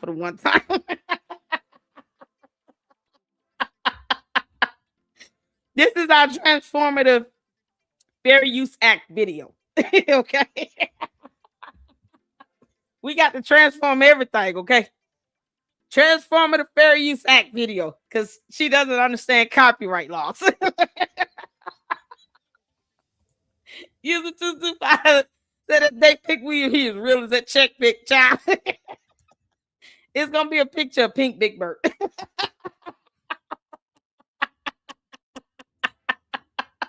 Y'all, man, that's gonna be something else. She gonna send us a photo of her eating seafood just to confirm that she's still listening to my video. That's for you, Lady Luck. Here's your damn catfish and shrimp. I'm just a little late, so I'm going to be consistent with that. So that way, those of you who enjoy the Gina and Marianne relationship chat, you'll know we'll have an upload every Saturday. And Urban Corner, we're consistent with that. That's every Thursday. So those who enjoy that, make sure that's every Thursday. Oh, you can't make this up. Then I will do interview format. I have 2 amazing interviews for you guys this month, which I think you guys will absolutely enjoy. Malware. If you go to court with me, you have to use the letter S. It's interviews. Okay? That's more than one. The judge will be extra confused. Interviews. Okay? S. Interviews are nice. They're fun. Especially somebody we want to learn a little bit more about them. Who's the date gonna be? And also, I want to share with you guys. I have this security company that I was waiting until everything was final. They'll be accompanying me this summer. I'm going to do something. You guys know I like to change it up a little bit. I am going to do meet and greet with Marianne show and tell. So I'm going to select certain city. And when I do come, if I'm in the neck of the wood, to come out, because the reason I want to do that, I run into a lot of channel member, and the experience has truly been beautiful. It's truly channel member? And every time I run into a channel member, Gina, you cannot be her only channel member. Please tell us you're not the only channel member, okay? Because Shelby counts. Y'all, Sea Turtle lives count. They matter. We love Shelby. Malware, you dirty Muppet. I do. I document the moment, and I do post the pictures on my post section on my channel. So I think that'll be fun. And each meet and greet, I'll probably bring a nice photograph just to show how that went. So I'm excited about that. I enjoy meeting you guys in person. When the chat was open and we were connecting, it was nice. But I realized when I meet you guys in person and they point out who they are, I'm like, oh, that's you. So that should be fun. That should be fun. So that will start in July. Meet and greet with Marianne and show and tell. So the show and tell consists of, I will show some email, I will share voicemail, I will share photograph show and tell. You bring something you show and you talk about it. And then I will allow my audience to ask questions. It'll be a very engaging process, but keeping it light, keeping it fun. And if any of you go, can you please ask, where is Shelby right now? Like, what part of the sea is he laying in? He does not appreciate you cheating on him. Who's this guy you talked to for 5 days on this app? Can you name the app? Y'all ask her all those questions. And then let her know. Lady Luck Club said, shell on, you Muppet, shell on. You can make this up. Thank you for the loan shark. We had plenty of fish that week. You can make this up. Again, the highlight of it all, it'll be like meeting you guys. So she's trying to have 2 bar friends. For all. So that security team will be with me, with my team, the team that security team put together to travel with me. Malware, no one wants to do anything to your ass, okay? Not at all, not even a little bit. You go waste money on a security team, but not give money to the victims of that fire from, the apartment complex your father so-called owned. No, yeah, forget those people. What about all the people who've been scammed by Umar the Oompa Loompa? Are you going to help any of those other people who have lost their money? Because he's not going to open a school. Even with you saying, oh, he's going to open a school, family. It won't be functional, but it's going to be open. No, it's not. It won't pass inspection. and you know there's a permit that's required, are you going to help those people get their money back? Now, she can open up wine cellars and wineries and shit. She's going to have meet and greets with security detail. It might just be Manny. Manny, no one wants to do anything to your new bestie. What we really, really wanted for her to do is to retract all these false copyright strikes and go somewhere and have several seats. Her and Shelby holding fin and fin, swimming together forever in the Pacific Ocean. We would love to wish her well and tell her go away. No one wants her. But you and Shelby, I don't know, whatever. And whomever is on lowered expectation. The guy from Waco, Texas. No one wants to do anything to her. We want her to leave us alone with these dumbass false copyright strikes and to actually listen to a bar licensed attorney and not you. That's what we want. Yo, people are going to go there halfway drunk because they're expecting her to bring many, many bottles of wine. It's going to be a drunken monkin section. The Muppet version of Malware is much more fun than the real person. Trust me. You know, you got haters. You got to have security. Let me stop. We don't care about you, girl. It's just something I have to put in play. So that's girl, what I wanted to share with you guys. So I hope a security team is too channel members, if I come in your neck of the wood, you guys participate in something that you guys enjoy, and it'll be nice, like I said, to meet you guys as well. Now, those of you that celebrate Easter, that's good, Resurrection Day, I want to wish you all a blessed and happy Sunday. I know a lot of you are probably preparing meal. Some of you are traveling to go with family. So I want to wish you the best. And those of you who don't really participate in Easter, and tomorrow is going to be a chill day for you. Enjoy your space. Enjoy.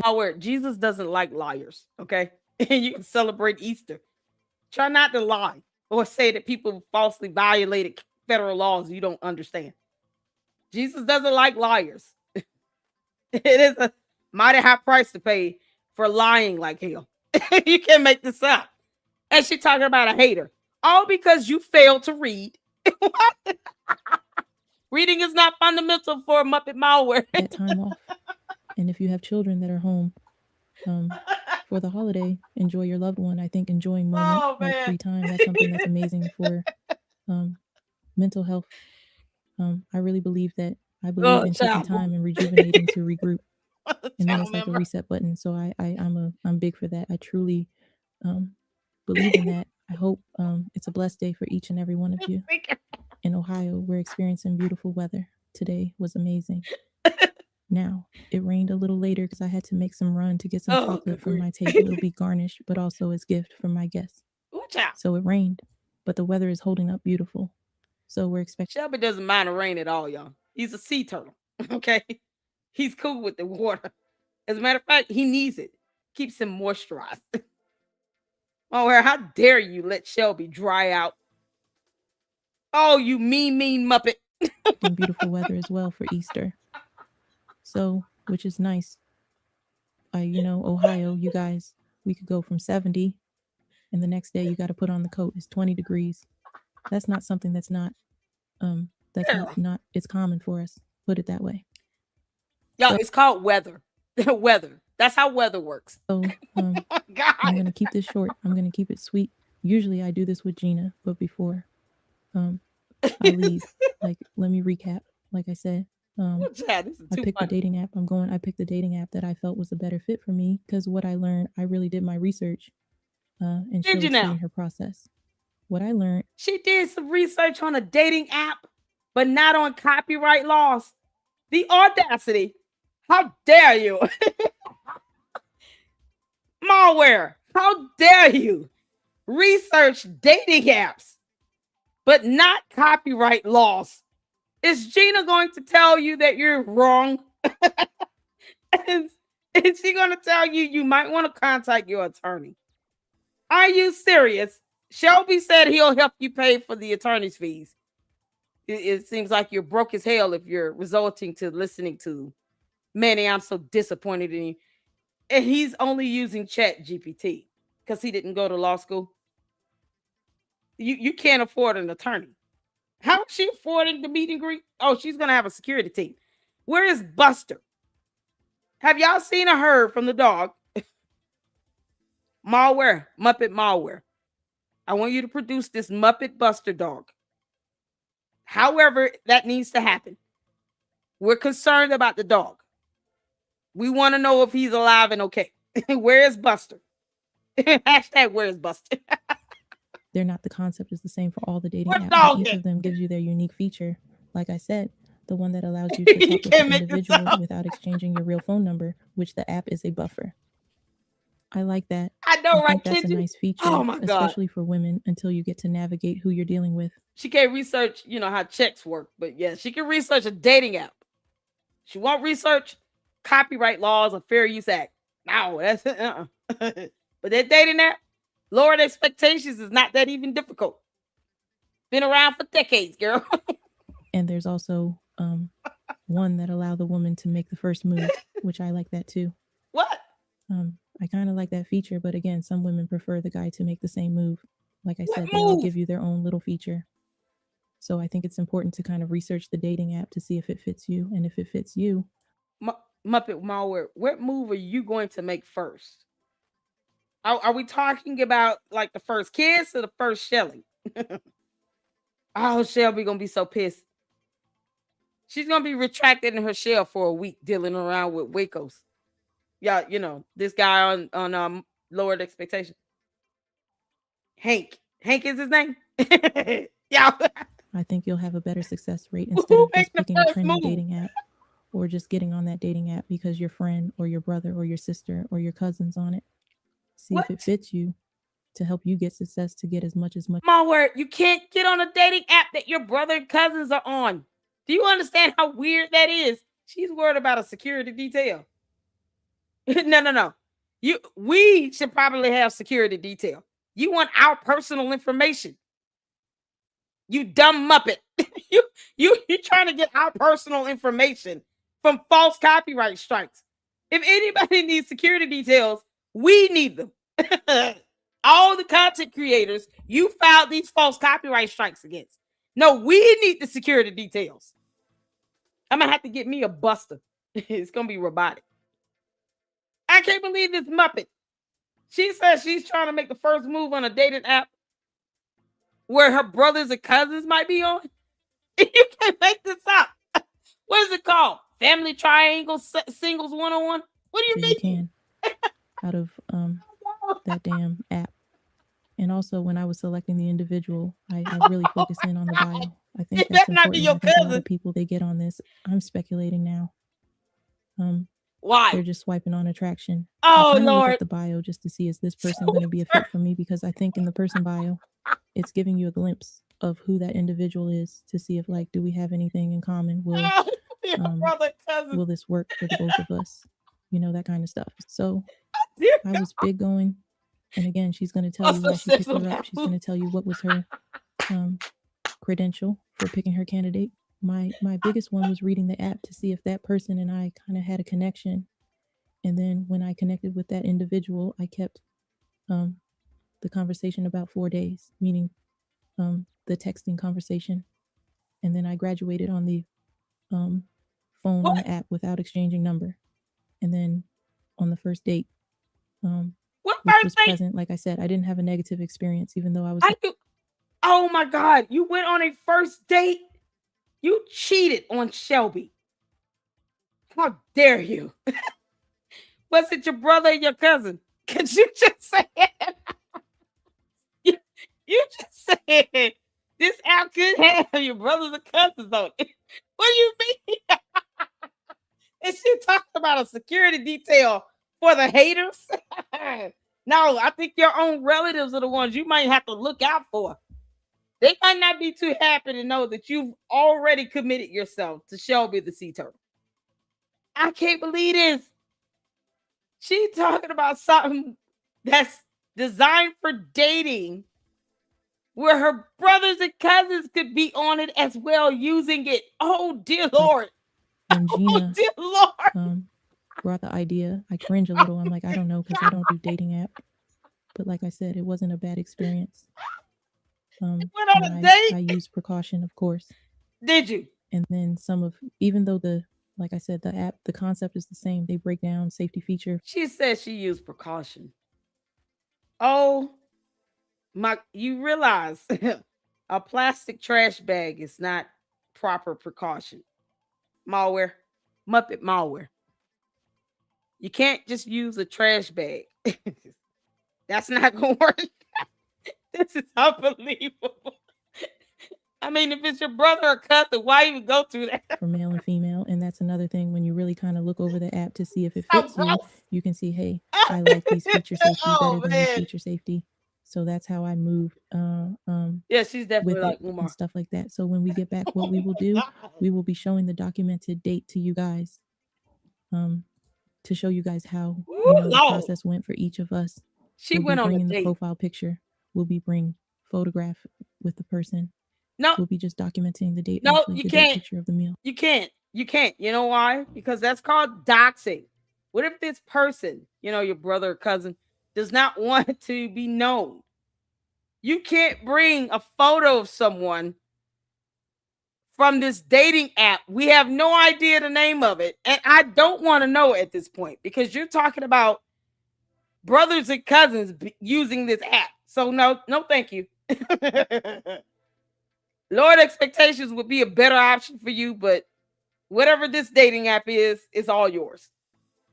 But you can't bring a photo of someone else to a meet and greet.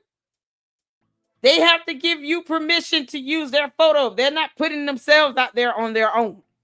It's not like this person, brother or cousin, is saying, I'm the individual she went out on this date with. Here's my YouTube channel. We don't know who that person is. So no, thank you. Do not post his photo. You can't make this up. And she wants to file false copyright strikes against other content creators, but gets mad when we say that you're doing this to get our personal information. You're trying to dox somebody, you weird ass Muppet. You can't make this up. Just, whatever the date consists of for her. And then what my date consists of, we'll be sharing with you guys. Because since this is a relationship show, we will still do relationship chat, like talk about issue in a relationship. Dating have long sharks. That is perplexed for women or perplexed for women. For men, I just thought if people, people that are gauging to get out there to date, that would be a great segment. It's crazy. And those who have a significant other who are married, this still be okay for them to see the dating, like give you dating idea to see, what dating idea these people came up with. So why, if you're married, no. No. Oh, malware, Muppet malware. No, the Bible is even clear on that. Even if you lust in your mind, you've already cheated. What's wrong with you? Yeah, she talks about Easter and Jesus like it's nothing, and yet has no issue with lying and being deceptive and fraud or bad checks. You can't make this up. Dating apps with cousins and brothers. Like, are you serious? I think you guys will enjoy it. I really do think you guys will enjoy it. This individual's disturbed. And then, like I said, recapping again, I will be doing the tour meet and greet show and tell with Marianne, because every time I ran into some channel member, it has been a delight. I truly enjoy it. So I hope if I come in your neck of the wood, you guys could come out. I know I'm going to enjoy meeting you guys. No, do not come to my neck of the wood. Keep you and your security detail far, far, far away. Stay away. You talking about bringing photos of these people from this dating app? No thanks. What is the matter with you? And you want married people to see this? Oh, bye, Felicia. Bye, Felicia. No, what is wrong? Y'all hear this? And I hope Muppet malware. The same thing for you guys as well. And I'm bringing 2 lovely interviews for this month. I think you guys will enjoy. No S. And I also want to emphasize to all my channel member, thank you. I'm still getting a beautiful message of encouragement, of love. thank you for all of you that has gone out of your way to do Delay Extra. I want you to know it means a lot to me. I appreciate the love. I appreciate the respect. You can't make this up. Thank you. Thank you. Thank you. Here on this channel is about quality, not quantity. Thank you. Thank you to each and every one of you, and also for all my new paying channel member. I don't want you guys to think that I'm neglecting you guys. I am going to come with a live. I just want to do a little bit more for you guys. It's just that my paying member has grown. And also her paying member. Not dropping no name. We got a celebrity in our paying member. Umar does not count. I thought we established this. Umar is not a celebrity. Unless somehow you've shown your true colors. Muppet Malware. You consider him a friend and a celebrity now? Is that what we're doing? Buster has more of a celebrity status with us than you and Umar combined. You understand? When the hell is the celebrity? Lord. I have a feeling it might be SpongeBob SquarePants. Group, welcome. Thank you for joining a little channel like myself. I appreciate it. I hope you enjoy the content that I bring. I look forward to interacting with you because on my paying member channel, my members, our chat is open, so I will be engaging with you guys there. You can't make this up. I'm going to keep it short. It's just me tonight. Gina isn't here. This is but not like short. I said, I hope you guys are excited with this new concept that Gina and I are bringing to you guys. Documenting, going on an app, documenting, meeting an individual, and bringing the experience. I think speaking it and actually showing it just brings a lot of bit more. Oh my good God. How would I say connection to it all? Thank you for all of you who have tuned in. Once again, like I said, tomorrow, Resurrection Sunday.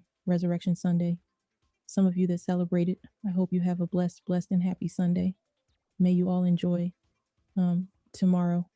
And those of you who won't be participating in the holiday, may you have a chill and relaxed day.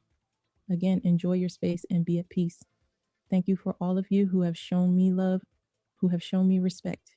And thank you for supporting the channel. And for some of you, if this is the first time you stumble on the channel, please, if you like what you see here, like and subscribe. Until next time, Marianne, thank you. Which way? Y'all, let's give Lord Expectations a hand clap of praise.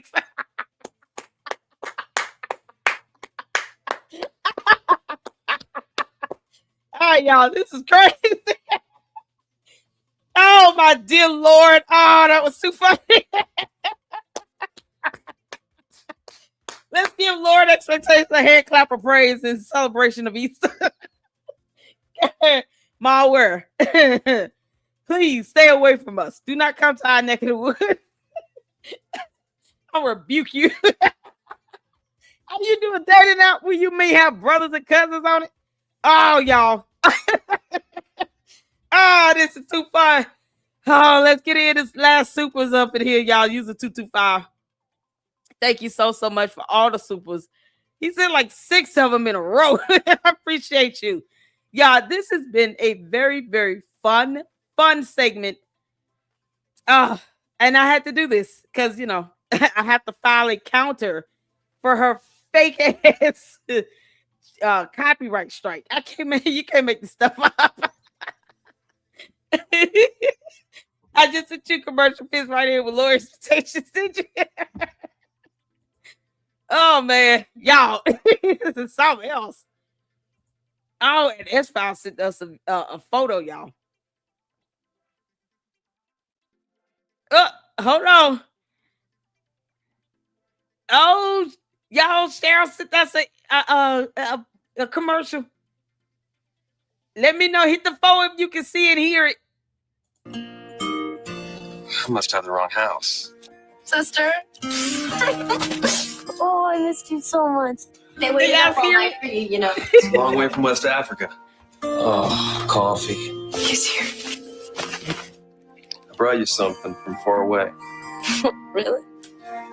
Oh.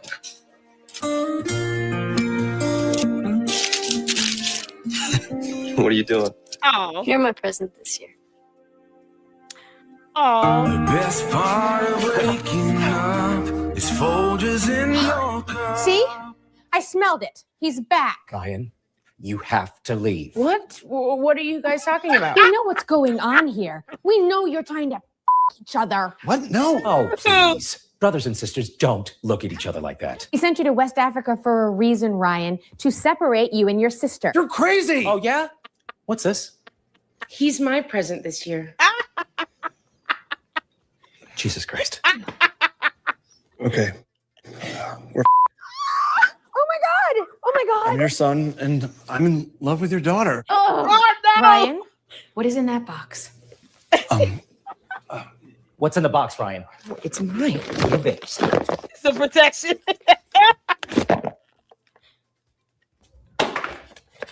Unbelievable. Holy shit. Emily, I love that we have so much in common because we grew up together. And I just want to wake up every morning to the smell of you and Folgers Colombian dark roast. Emily, will you make me the happiest brother? Dad! Get off of him! I love him! Oh, no! Stop it! Stop it! Oh, no! No! I just want my brother! It's Folgers in your cup. Oh, that's got to be the name of that dating app. Oh, Folgers. The dating app where you can get up with a brother or a cousin.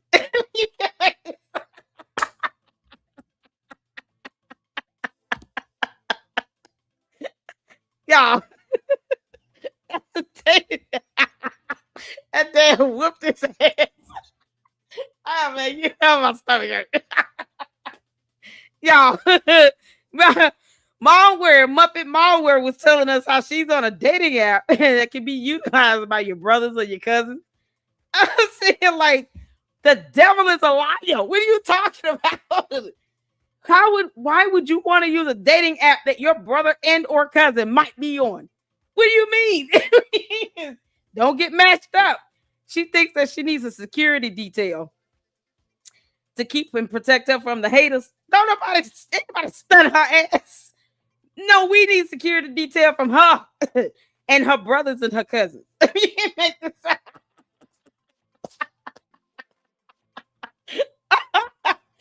Oh, got it fit right in. Malware was the one talking about using a dating app where her brothers and cousins are using it. Oh, Jesus. Oh, Lord, the Lord is so disturbed. There goes Easter Sunday. Thank y'all so much for tuning in. I appreciate all of you all. Shout out to Cheryl, you all. I have some fantastic mods. I appreciate all of the feedback, the supers, cash apps, Zales. That's going to go towards our virtual rent party. Just so we can sear it in. Muppet Malware, you are dead wrong for cheating on Shelby. Y'all, so we got to end it out with Shelby. He was like, how dare she? I feel so bad for this guy. He's been so faithful. Oh, man. He said it was nothing but love up in the shell. He said the audacity. I can't believe you. And now she's using a dating app and wants married people and brothers and cousins to utilize it. You can't make this up. Thank y'all so much for tuning in. I appreciate you all. I got another live to get to. We're going to check out Candice sitting here calling Donald Trump gay for some reason. So y'all tune in if you can. If not, I will see you all in the next one. Shout out to all of you. Thank you so much. Much love to everybody. And until the next one, Lady Luck Club out. Deuces.